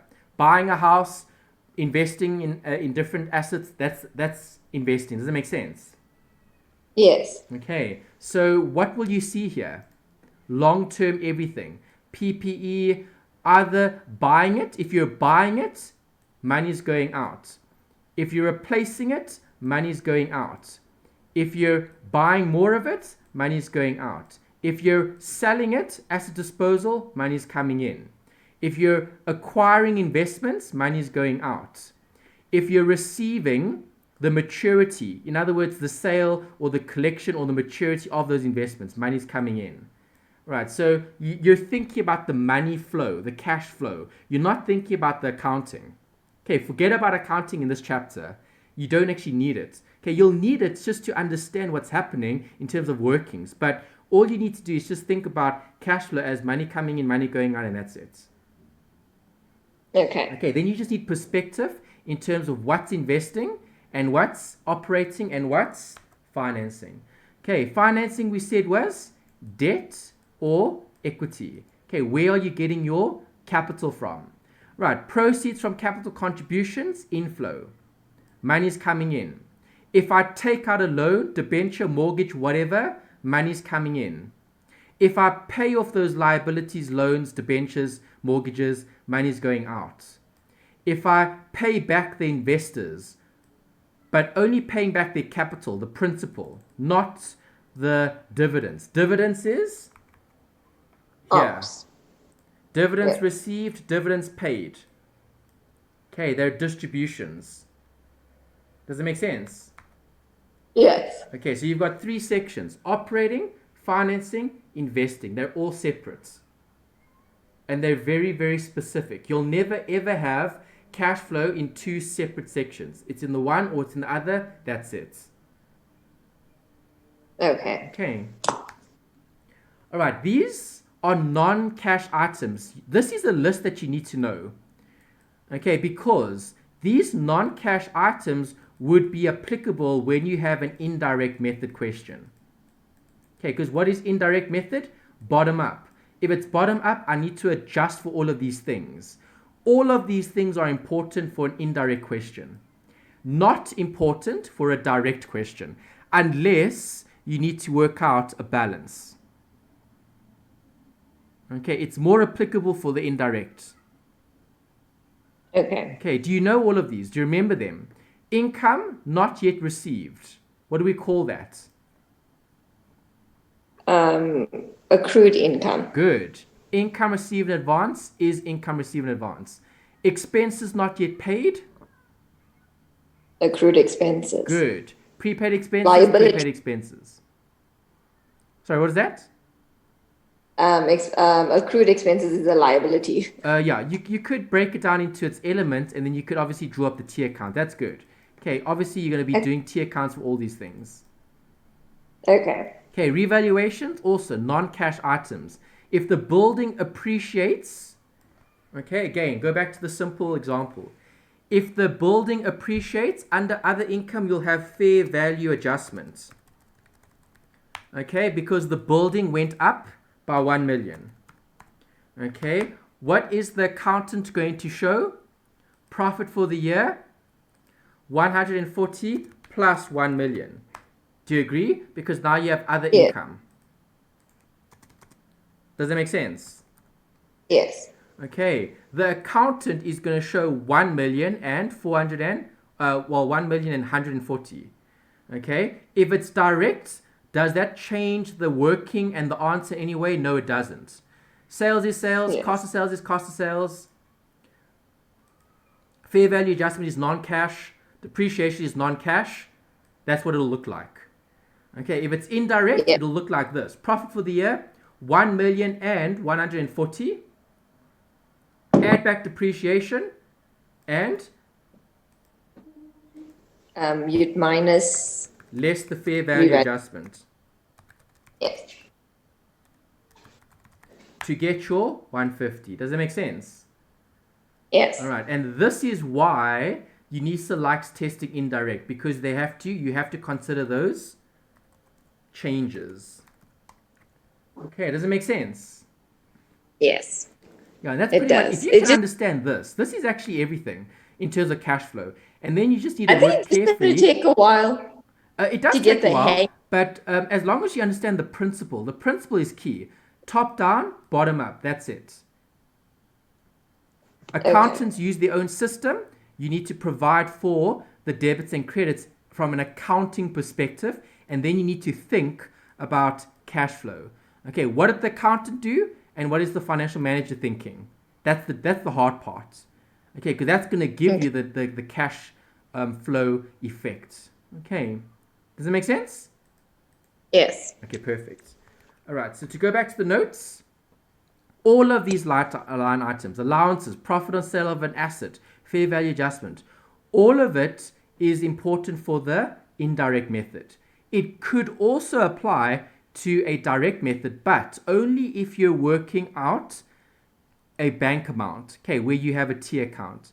Right, so that's why I've been hesitant to put a note here, direct or indirect. It's more indirect, but it can also apply to direct. And that's why it's just non-cash items. Okay, do you put non-cash items in a cash flow statement? No. Of course, you wouldn't. Okay, because cash flow deals with money coming in, money going out. If there is no money coming in and going out, then these items need to be omitted or taken out. The only tricky one would be profit and loss on a sale. So That's you would disposal. only record how much you got for selling the The asset. whatever. Yeah, so the The cost of asset. the asset. So let's say I sold an asset. The cost of the asset was 50. The accumulated depreciation was 20. The carrying value of the asset is obviously 30. Do you agree? Yes. Okay, the proceeds from the sale, 60. Okay, what would you expect? You would expect to see what? A profit or loss on sale? You'd see a profit on sale. Yes. Profit on sale would be 30. Do you agree? Yes. Okay, carrying value was 30. Proceeds was 60. Profit is 30. Okay, this 30 is not cash flow. Okay, but profit on sale of an asset, you're going to see it here. Yes. And then what are you going to have to do? Get rid of it again. Yeah. Yes.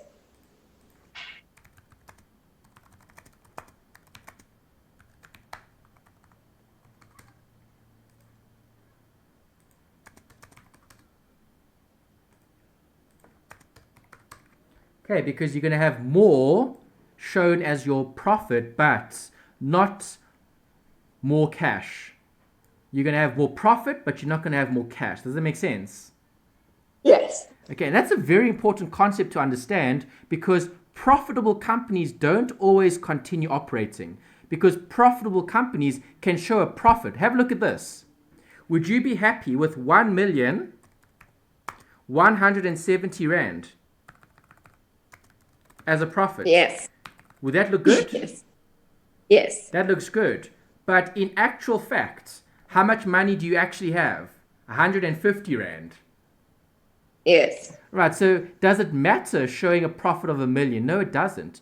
Who cares? Okay, so what? The business made a profit of 1 million. How does the profit operate? How does the business operate? How much cash is the business managing? How much cash is the business generating? How much cash is the business deriving from its operations, from its investing activities, from its financing activities? That's actually more important because any business can show a profit. Okay, I can just sell everything on credit. How about this?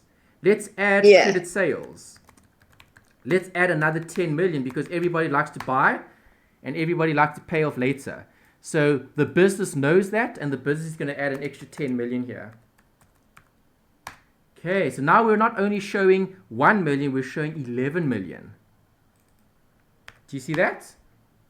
Yes. Okay, in terms of cash flow, how much is the actual cash flow? It's still 150. It doesn't matter how much million I'm showing in cash, or in profit, I should say. It needs to translate to cash flow. Okay, if they're selling 10 million in credit sales, how much of that are they collecting? That's important. The collections will go here.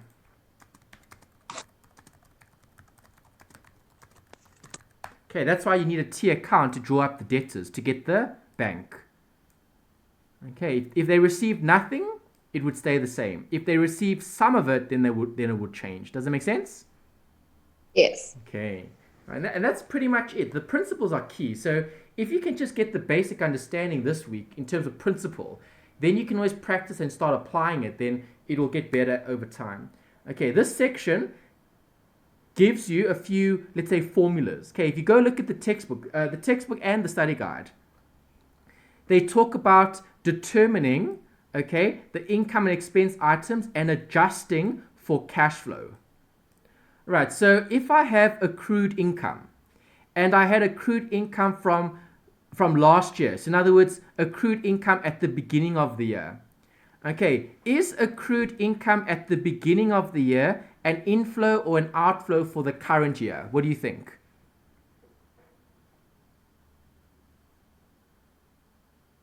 None. No, it would be a cash flow. It would be a cash flow for the current year because was it a cash flow for the last year? But no money ended up coming in. Last year. Oh, okay. Okay, look at this. You're sitting here today. This is last year. This is this year. Okay, so what are we looking at? We're looking at accounting versus cash. Okay, last year there was accrued income. How do you create accrued income? You debit accrued income, you credit the income. Are you happy with that? Yes. Okay, so last year you showed more income than you even received. Does that make sense? Yes. So in other words, last year you showed more here than you should have shown. Does that make sense? Yes. So this is too high in terms of the current year, but it's going to be too low the next year because next year you're not going to show it, but next year you're going to receive it. So it's cash flow for the next year. It's not cash flow for the current year. Does that make sense? Yes. Okay, so this in terms of accounting, you're showing plus 10 here. Okay? Yes. Next year, what are you going to show? You're going to show minus 10. Yes. But we don't worry about that. We're looking at the cash flow. In terms of cash, there was 0 cash there. There's going to be plus 10 cash there. That's why you add the beginning of the year balance. You add any accrued income balance because that would be received this year because it's an accrual from last year that's receivable this year. Does that make sense? Yes. And that's exactly what you're doing. And then you would do the opposite if it's accrued income at the end of the year. So now if I'm looking at the current year, okay, now forget about the past. Look at the present. This year, okay, what are we going to do? We're going to debit our accrued income. we're going to credit our income. Okay, so if I'm looking at this year, that means my accrued income is more than what it should have been. Meaning, did I Yes. receive more money? No, I received less money. So when you have accrued income at the end of the year, you have to subtract it. Minus 20. Because it's not cash flow. You're showing more income, but it's not cash flow. Yes, I get what you're saying. Yeah, and see, this is where accounting gets a bit complicated because you're looking at both perspectives. You're looking at the cash basis and you're looking at the accrual in one scenario, right? And that's why, in terms of your exam paper, the cash flow question is always the most difficult because you need to have a really good understanding of cash and bank and the accruals. Okay. Okay, all right, so we'll get there. We'll look at lots of past papers. We'll even go back and we'll do those assignment questions again to show you how it works, okay? Income received in advance, same thing. So, let's draw it. Okay, now, last year, this year. Okay, so income received in advance. Last year, you would have debited income. You would have credited income received in advance. Do you agree? Yes. Okay, in terms of your accruals, in terms of your income, are you showing more or are you showing less? You're showing less. Do you agree? But in terms of cash flow, how much cash did you receive? Plus 10. It's income received in advance. So you got the money up front. Yes. Yes. Okay, but what does the accountant do? The accountant doesn't show the 10. The accountant takes it out. Because the accountant wants to look at the 12 months only. They want to look at income that's earned. For them, what happens during the 12 months is more important in terms of what you've earned and what you've incurred, rather than what you've received or what you've paid. Okay, so is a financial manager going to mind getting income received in advance? No. Of course they won't. Okay, because it's positive cash flow. Who wouldn't want income received in advance in terms of cash flow? Does it make sense? Somewhere it does. It's a lot to grasp. Yeah, no, I understand it. I think I just need to see it maybe in a question. Okay, yeah, we'll go through questions and we'll see it, but as long as you can get the basic The principles, principle. that's important. Okay, so income received in advance. Before we move on, let me just circle this. You subtract the beginning of the year. Why do you subtract the beginning of the year? Because if I'm looking at now, last year I received the money. Do you agree? Yes. Okay, this year, what am I going to show? Well, the accountant this year is going to show more income. Yes. Because the income from last year was received in advance, it relates to this year. Does that make sense? Yes. So the accountant is showing more income, but from a cash flow point of view, you're not going to receive anything, so you have to subtract. So you subtract the beginning of the year because the cash flow took place last year, not this year. But you show the income this year instead of last year. Does that make sense? Yes. Okay. Yes. All right, and then let's show the other one. Okay, now we're looking at adding the end of the year. Right, so this year, when you have income received in advance, It's going to be an inflow. okay, yes, this year you're going to reduce your income. The accountant is actually showing us less income, but I actually received more cash. Yes. Right, that's why you add end of the year. Okay. And I've only shown these two examples, and they give you all of them. Okay, they even talk about the prepaid expenses. Okay, that's in the textbook and in the study guide. They even talk about the accrued expenses. Okay, prepaid expense, accrued expenses, you can do the exact same thing. You add or subtract the beginning or the end, to update your accounting records. To show what? To show this. That's the whole point. The whole point of the adding and subtracting is to bring your accounting records in line with your inflows and outflows. That's all. Okay. Okay, do we need to do it that way? No. We just need T accounts. Okay, so instead of having to study all of that, you can just follow T accounts. You have to draw up T accounts, but you have to draw up T accounts for everything. Right, so it's a little bit more work in terms of T accounts, but it's less studying in terms of remembering. Okay, because you know income received in advance is what type of account? Income, debtors, asset. Income received in advance. Oh no, we owe them liability, sorry. Yes, so it'll have a credit balance. Do you agree? Yes. Okay, and then you'll have a credit balance at the beginning, opening balance, and then you'll have a credit balance at the end, closing balance. And then you can provide for the movements. Right, it's a lot of those incomplete records. Remember you did that in, what's it, FAC 1502, incomplete records, where they asked you to draw up T accounts and find the missing figures and all of that. Yes. Okay, yes. you're going to be doing that for this subject, for this topic. Okay, for study unit 9. All right, and that's pretty much it in terms of theory. I do want to do one example. I'm going to save this, and then actually, I need to delete this quickly. Otherwise, there's going to be a black line running through all of it. And then just do that. Okay, there we go. All right, so cash flow statement. Okay, we'll look at one example this week. All right, we'll start with one, and then we'll look at more next week.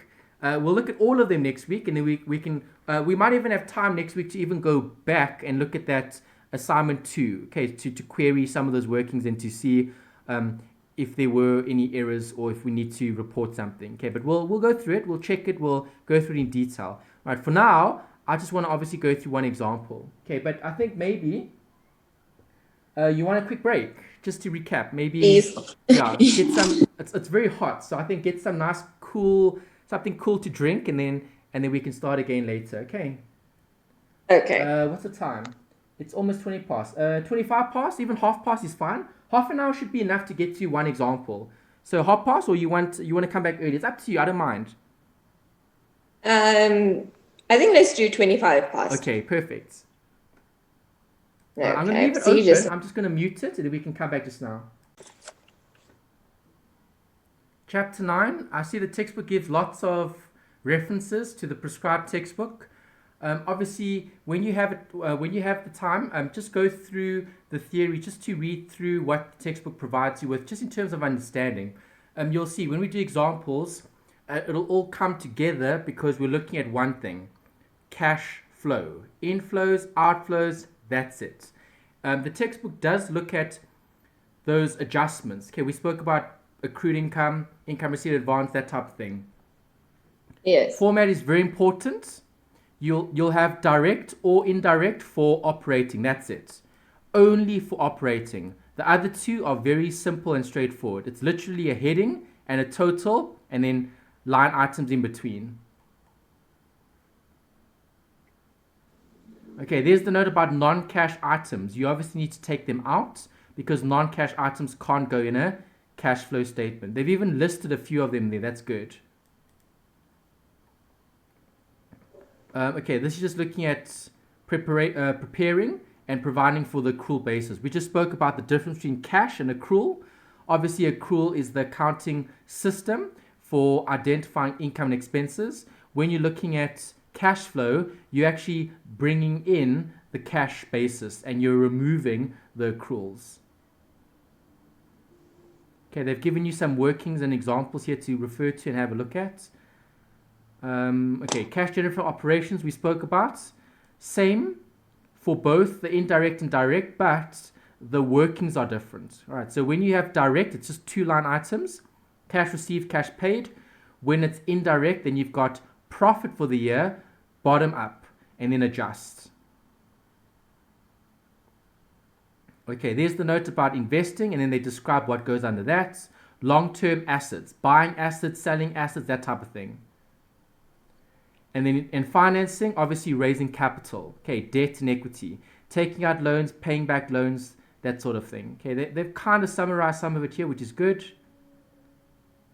And then cash and cash equivalents, that's the amount of money that I have at the end of the period. Okay, it's like the balance, the movement in money. Right, so obviously money will come in, money will go out, there'll be a net cash flow, and then the net cash flow will affect your cash and cash equivalents. It'll affect the bank amount. Okay, the bank will go up or down, and then it'll continue going up and down the following month, depending on what cash flow you have present in the business.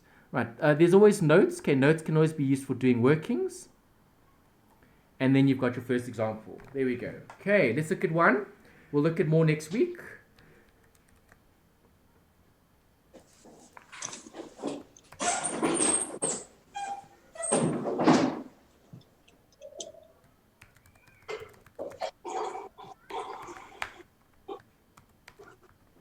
Okay, exercise 9.1. Prepare the statement of cash flow in respect of a sole trader. All right, we first need to look for the method. What method? Prepare the statement of cash flow.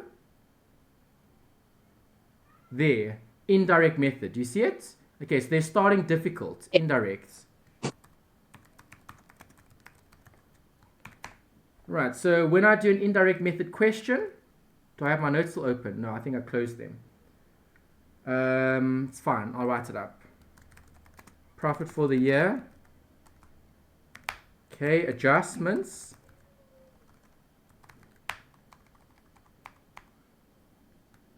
Cash generated from operations.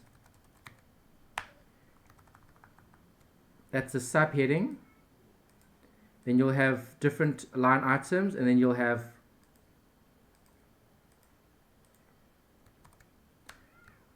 total cash flow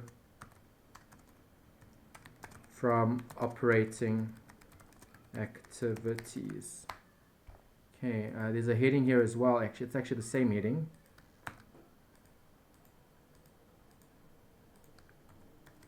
Okay, then you'll have the same thing here at the bottom. Heading total, heading total, heading total, and then just change the operating to financing.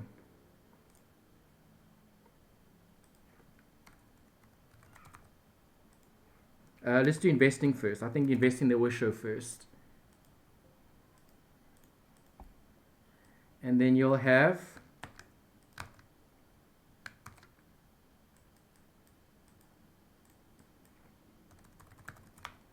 financing.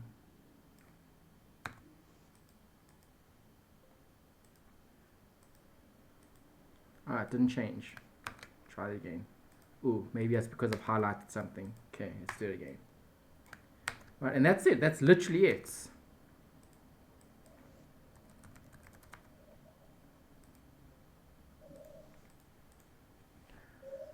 That's what your template's going to look like. Okay, so when you get a question, always check for that. Once you know what it is, draw up the template, put your heading for adjustments, adjust for those changes in non-current assets. Obviously, you're going to have things like prepaid expenses, etc. Okay, depending on what the question gives you. Right, are you happy with that template? It's in the notes. You saw it earlier. Yes. Yes. Okay.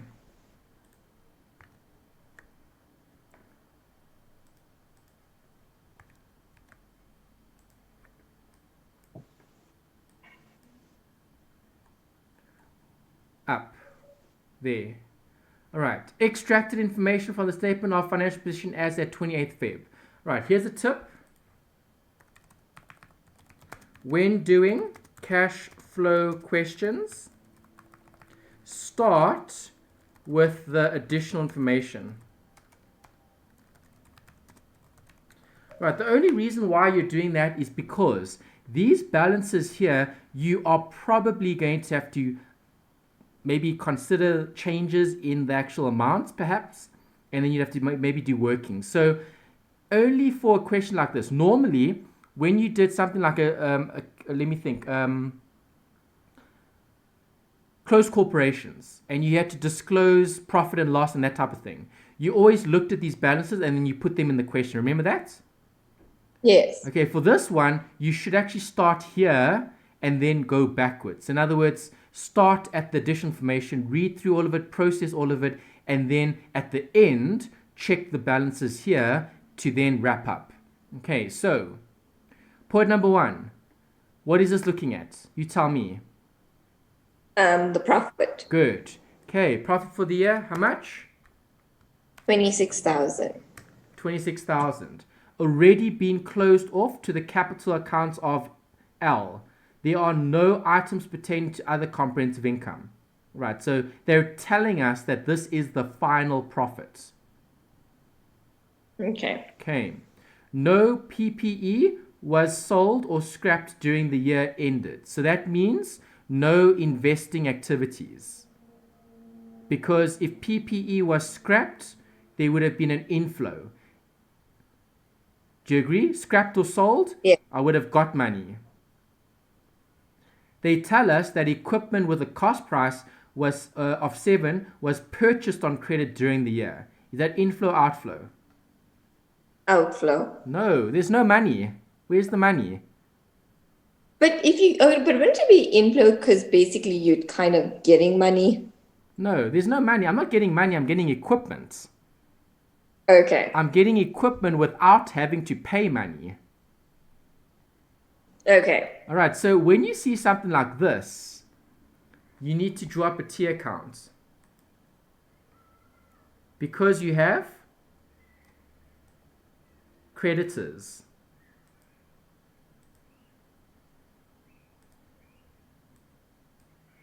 Here's T account number 1.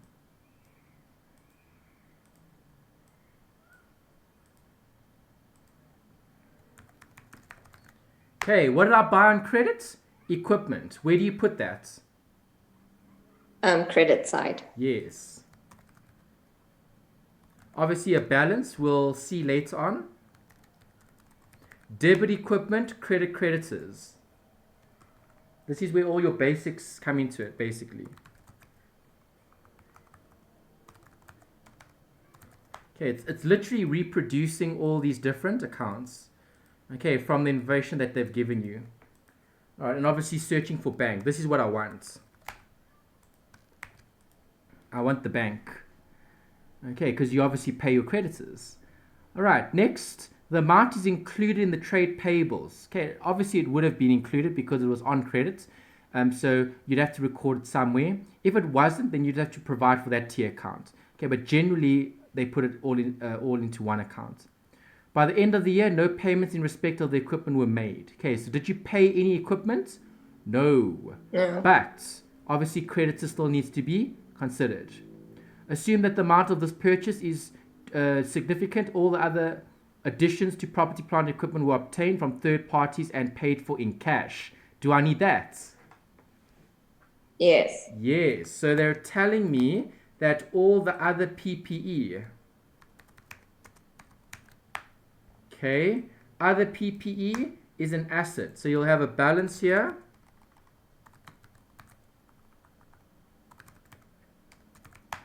Okay, other PPE, let's go get it. Where's my other PPE? Here. Land and buildings at cost, 100,000. Okay. Beginning balance, 90,000. So, 90,000 plus, what other PPE did I have? 60,000. Okay, actually, let's show this. Let's show them separately, just so that you've got more workings. Why not? It's easy to copy paste anyway. Okay. All right. Next, equipment. What else? That's it. Okay, fine. Delete. We'll use that for something else. Okay, so land and buildings. What happened to your land and buildings? The cost increased. So in or out? Out. Good.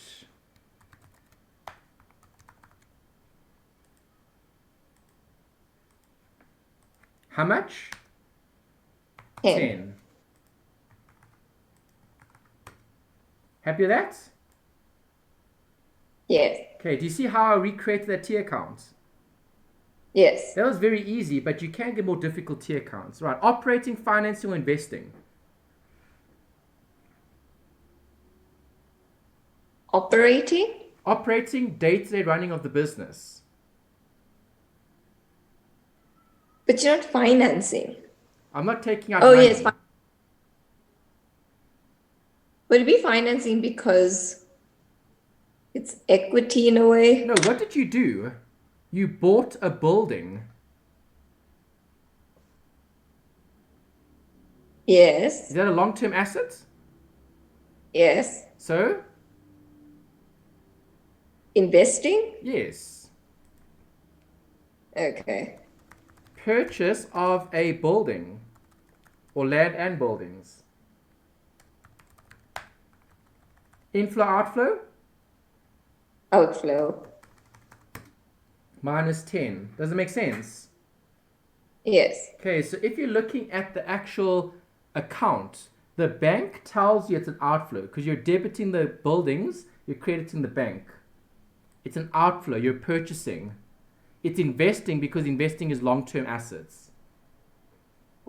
Okay, the equipment, we had to reference that. Here's the debit, well, the credit. Where's the debit?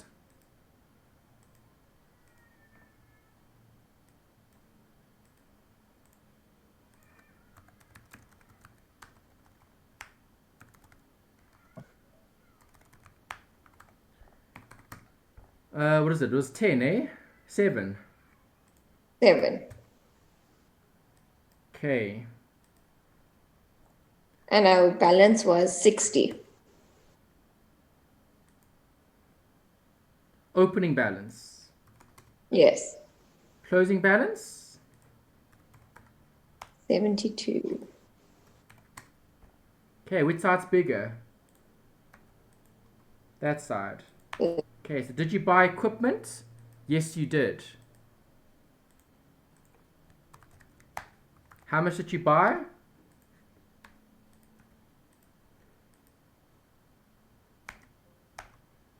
$5.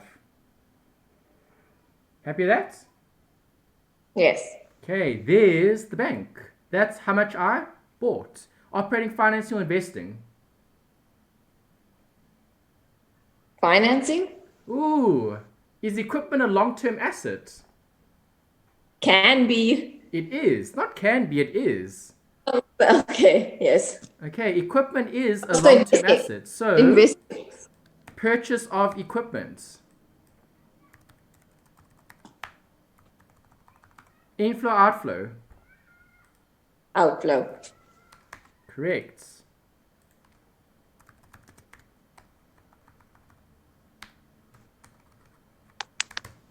Okay, so that one's done. That one's done. That one's done. Next point. Okay, where we? Okay, we read that one. All additions in property, plant, and equipment were obtained using cash. Fine. I did property, plant, and equipment. I've got the T accounts. I'm done. Okay, next. Point number 3. The interest expense on the long-term loan during the year amounted to 12,000. Interest is not capitalized. Right, so what are we looking at? An outflow. An expense, yes, that could have a Yes. potential outflow. So,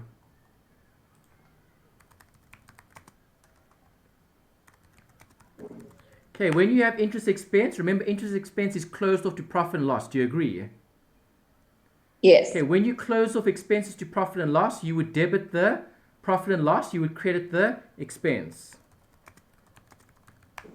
Yes. Okay, so how much was the expense for the year? 12,000. 12,000. Okay, go look at the trial balance. Was there any expense here? Land and buildings? No, I don't see anything. Okay, so that basically means that there is no opening balance or accrual. Right, so in other words, bank again. How much would you have paid? 12,000. Okay, there's my T account for interest expense. Operating, financing, or investing? Financing. No, financing is paying off debt, not paying interest. Interest isn't financing. Interest is part of operations, the financing cost. Remember, interest is shown on the statement of comprehensive income. It's operations. Okay, so what is under financing? Financing, taking out loans, issuing shares, paying back the equity, paying back the loans. It's long term. Okay. Okay, financing would be the interest that you would pay on the loans, and that would go under cash flow from Operation. investing. Not investing. Why did it change all of it? Ooh, maybe this should have been operating. Operating, operations, operations.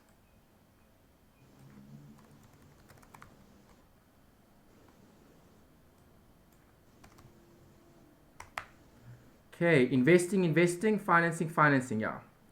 Okay, so cash generated from operations. Go look at your notes. Okay, you would see this under that section. Do you remember that? Yes. Let me just open. Interest paid. How much did we pay? 12,000. Make sense? Yes. Okay, next. Number 4, the creditors in respect of 28 fair pertain trade payables control and the control and the creditor referred to in the additional information point number 2. Okay, so now I can wrap up this bit. They tell me the creditors in respect of that pertains to the creditors control. Okay, and obviously additional information number 2, which I've already put in my T account. So, where's my trade payables here? What is it? 19 and 20. So 20 at the start, 19 at the end. No, other way around. No, it's right. Yeah, 20 at the start, 19 at the end. Is that right? 2015, Yes. yeah. Okay. All right. Which side's bigger? This side, 27. 27. What's the difference? 27 minus 19 is 8. Okay, so did the creditors increase or decrease?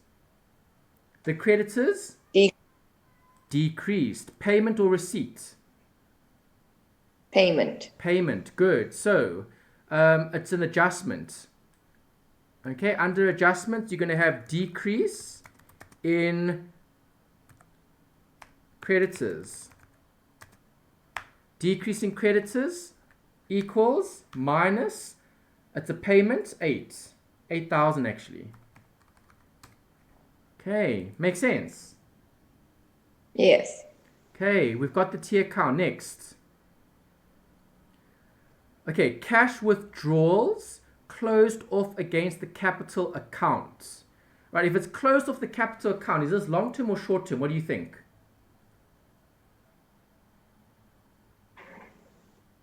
Long term. It's closed off against the capital. Right, so with this Also distribution, no. So I would also think this is more long term than short term. Okay, does it make sense? Yes. All right, so that's a cash withdrawal closed off against the capital account of L during the year ended. Okay, amounting to that. All right, so operating, financing, or investing? I remember seeing this. So this would be a distribution to. Yes, it was a withdrawal. So operating. Okay.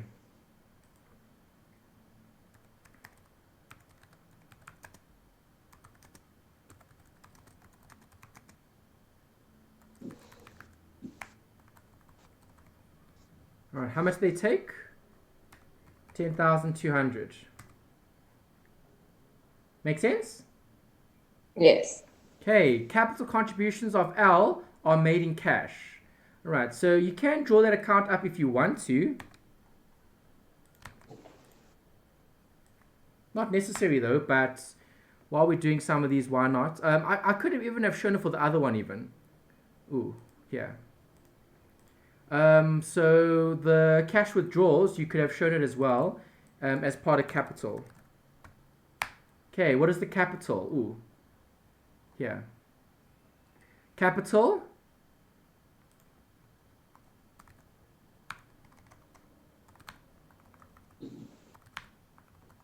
Balance at the beginning, how much? 5/8, 50. 400. Yes. End, 8/4, 200. Okay, they told us that there was a portion that was closed off. So drawings was closed off, hey? Cash withdrawals closed off against the capital account. So that means drawings was closed off. If drawings is closed off, you would have credited drawings and debited capital.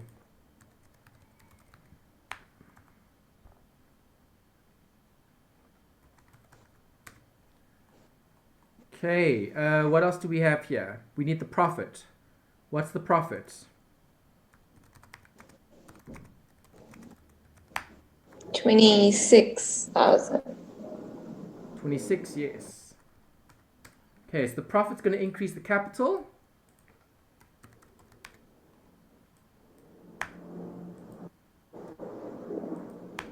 Which side's bigger? Ooh, this side's bigger.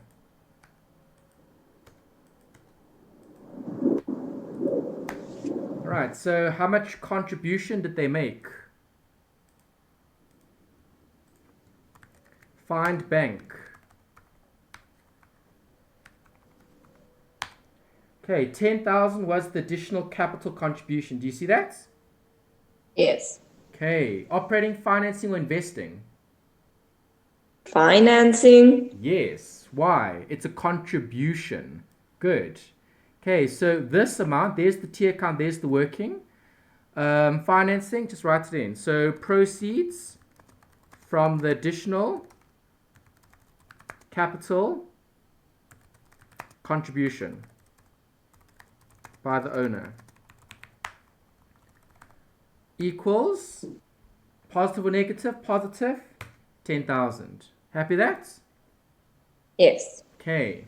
All right. Have we looked at all the additional information? Yes. That was the last point. Point number 6 was capital. They made it in cash, so we know we're looking for bank. I've completed the T account. I just need to go look at the rest. Okay. So land and buildings did I look at? Yes. Equipment did I look at? Did I? Yes. I think I did. Yeah, I did. Inventory did I look at? No, I didn't. Okay. What happened to inventory here? Up or down? Up. Up. Good. Inflow, outflow. Outflow. Good. Increase in inventory. Increase in inventory. If inventory goes up, I would have bought inventory. So that's 4,000 minus. Okay. 20 minus 16 is 4. Okay. Trade receivables. Same thing. Increase or decrease? Increase. Decrease. It went down. Yeah, but it's an inflow.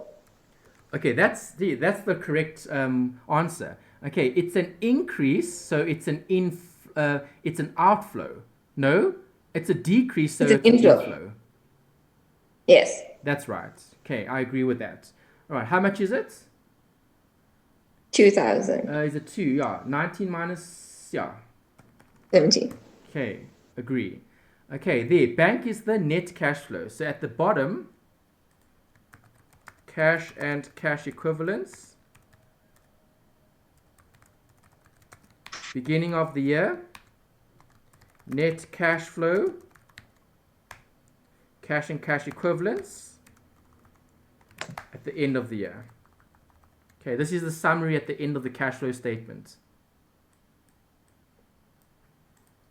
Right, what did I start with? Let's see, bank. I started with nothing. Okay, net cash flow, unknown. Okay, we ended with 2,000. It's a debit, so it's a positive. Happy with that? Yes. Okay, let's see. Trade payables, I looked at. Bank overdraft, oh. Okay, bank overdraft I have. How much is the bank overdraft? 6. So what was the opening balance? It was minus 6. Does it make sense? Yes. Okay, bank overdraft. Capital, I looked at. Long-term loan, I haven't. Okay, the long-term loan went up or down? It went up. Okay, so inflow, outflow. Inflow. Good. Operating, financing, or investing. Financing. Good. It's a long-term loan. Yes.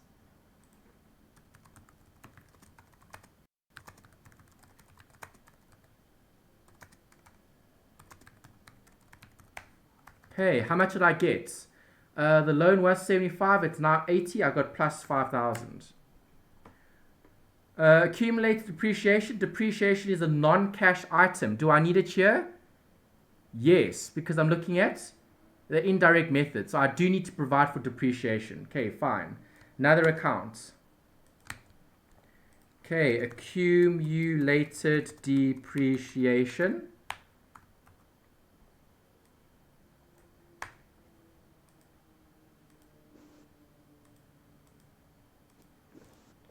Okay, this account is going to have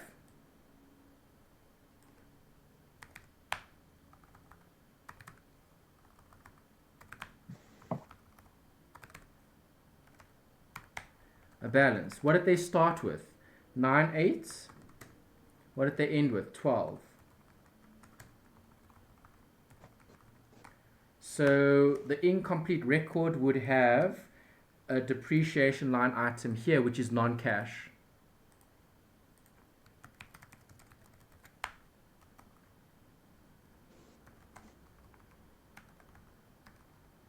Okay, that was an easy account to draw up.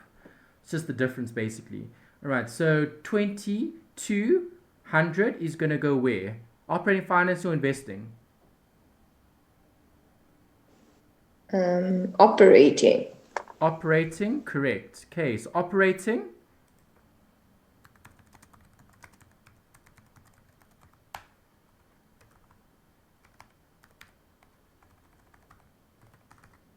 Add back the depreciation.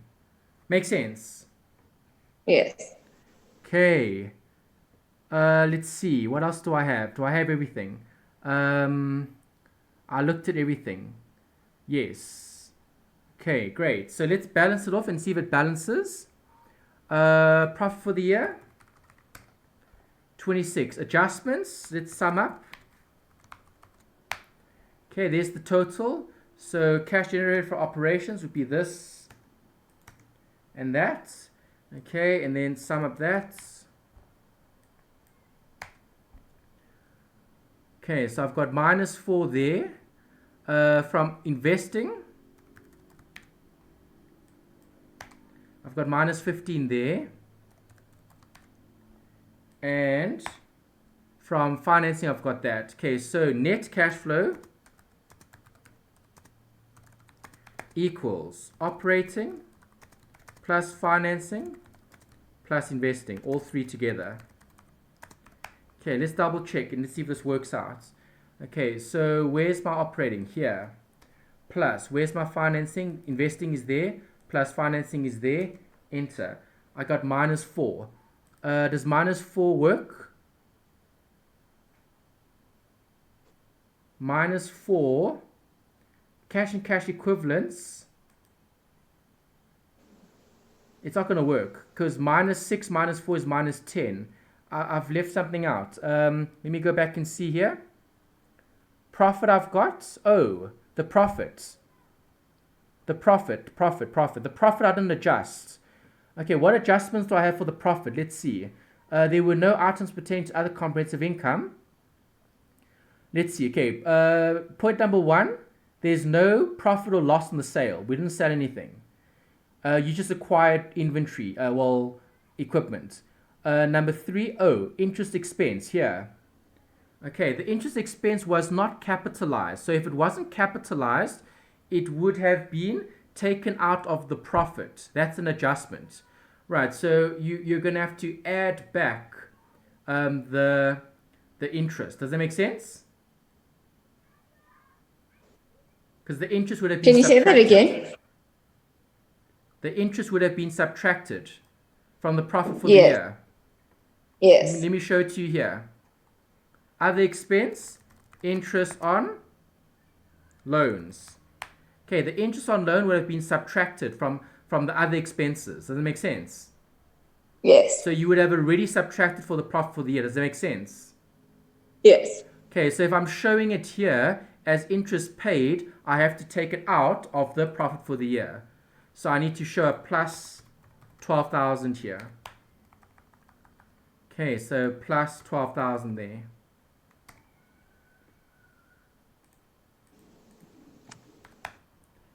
Okay, let's see what we have. Cash flow from operating activities is 8.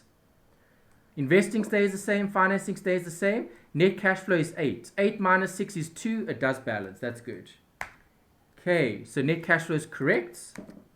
That amount should match with that amount. Right, that's how you know that your cash flow is correct if your cash and cash equivalents adds up to your cash from financing, investing, and operating. Okay, does that make sense? Yes. All right, let's have a look. It should be the same actually, or might be a few differences maybe. Let's see. Okay, here. Profit for the year, 26. Okay, I had 26. What did they do? Okay, here. All right, they've shown the interest separately. I just added it to the other amount. I've just adjusted for my profit because remember, the interest would have been taken out. So I can't take it out. I can't leave it out and then take it out again. Do you see that's wrong? This is special disclosure.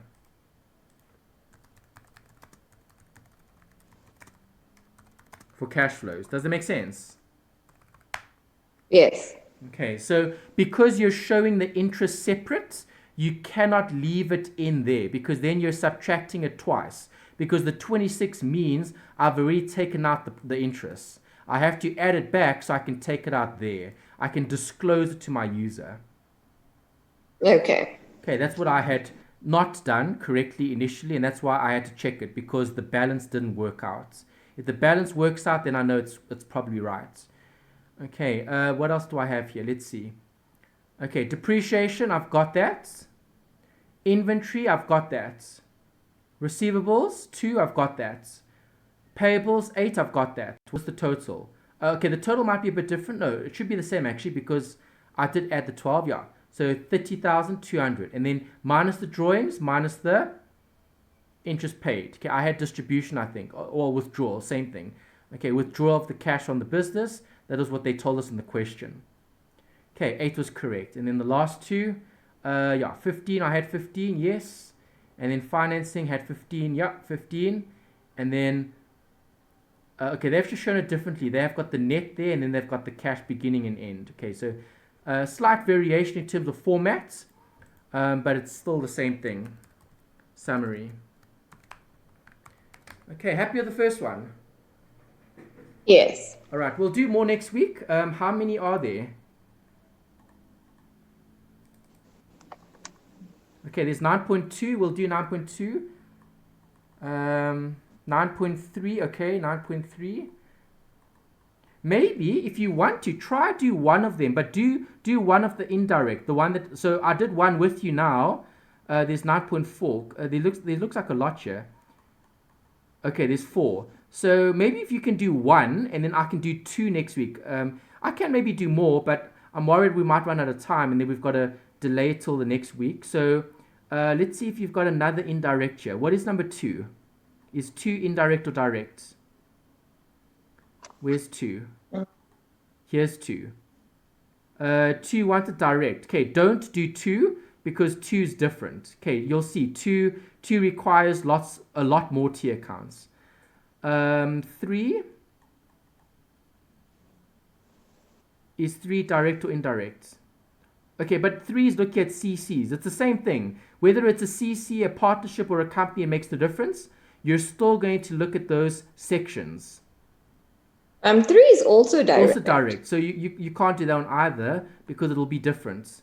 I haven't done direct with you yet. 4.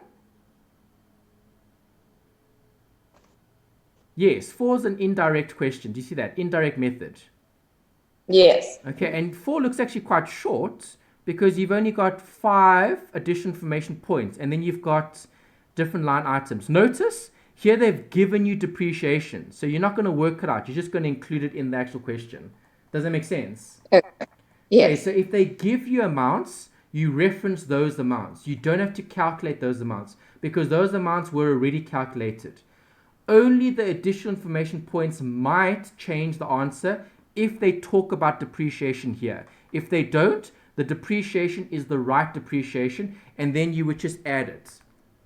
Okay, so where I had depreciation here, where did I have it? Here. Add back depreciation. In your solution for number 4, you would just add back whatever they gave you, 19,000. Does that make sense? Yes. Okay, loss on sale of machinery and equipment, what is that? Is that a non-cash item? Yes. What would you do So to non-cash items? You'd have to add it back. Yes. Okay, so you have to add non-cash items. All right, what is this? This was a loss on sale.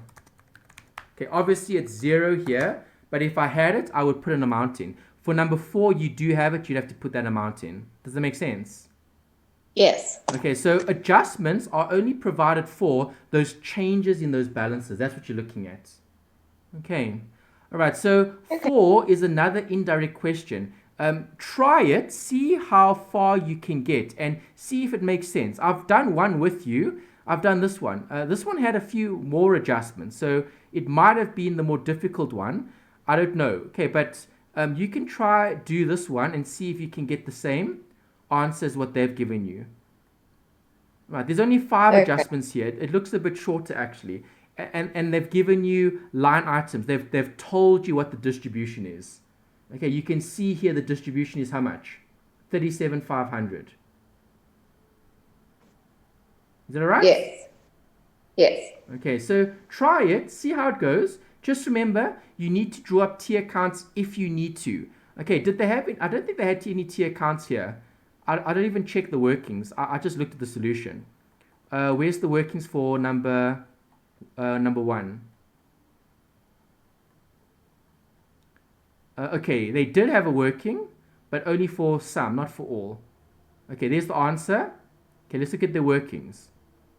See, here they're just doing adding and subtracting. This is how the textbook, I think the study guide actually tells you how to do it. The textbook, I think, is a bit better. If I remember correctly, I think the textbook also likes to do T accounts because the T accounts can help you.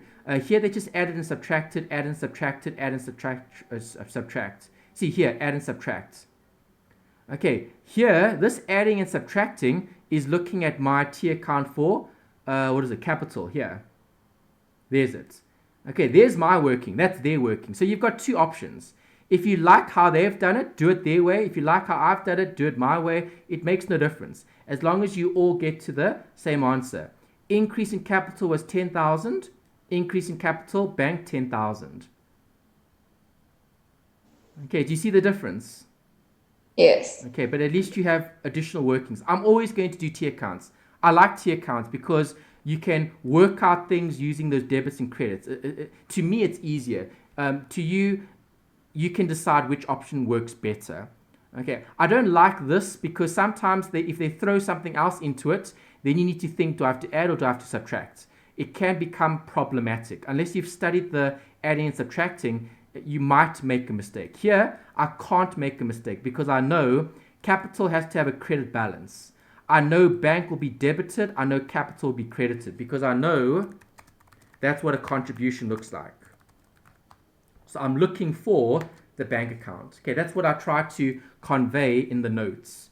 Okay, in the notes I said, draw T accounts and you're searching for bank. Let's see. See, here they've got it. See, there you go. This is perfect. There, reconstructing the capital account of Lloyd's. That's very good. Okay, drawing it up is perfect. It should look the same. It does. Okay, that's a good working. I like that working. Okay, that they've included in the textbook, study guide. Okay, more adding and subtracting, and that's it. Yeah, that's it. All right. So next week, let's leave the direct for next week. I can do another indirect, but I'm going to start with 2 and 3. Okay, so next week I'll do 2 and 3 to make sure we've covered direct. I'll cover both of them with you, and we can do lots of T accounts. And then, depending on how you feel next week, if you do need me to go through that last one, that number 4, I'll go through it. It doesn't look that long. If I have enough time next week, I'll go through all 3. It's up to you. But let's cover the next 2, and then hopefully, if you're okay with 4, then that's fine. Then we can redo those assignment question ones. Okay, I want to go through it with you so you can see the workings and the calculations. And then we've literally completed your course material in terms of theory. Then it's just a matter of revision. Okay, then you've got to revise, go through the activities again if you need to. Okay, for revision, I'm going to cover past papers with you. Okay, so not next week, but the week after. Okay, so next week is the end of October, the 27th. Right, then we've still got, according to the calendar, we've still got 3 weeks, but we might have a few other weeks because you said they postponed it a bit. So we'll see how many papers we get through. The papers, the first few will take some time because it's exam technique, but knowing how good you are with your disclosure, I think those disclosure questions I can maybe give you as homework, inverted commas. You can try do those disclosure questions, and then I can just run through them quicker when we're actually doing it practically. Right, the more difficult sections, the cash flow, we can spend more time going through those ones.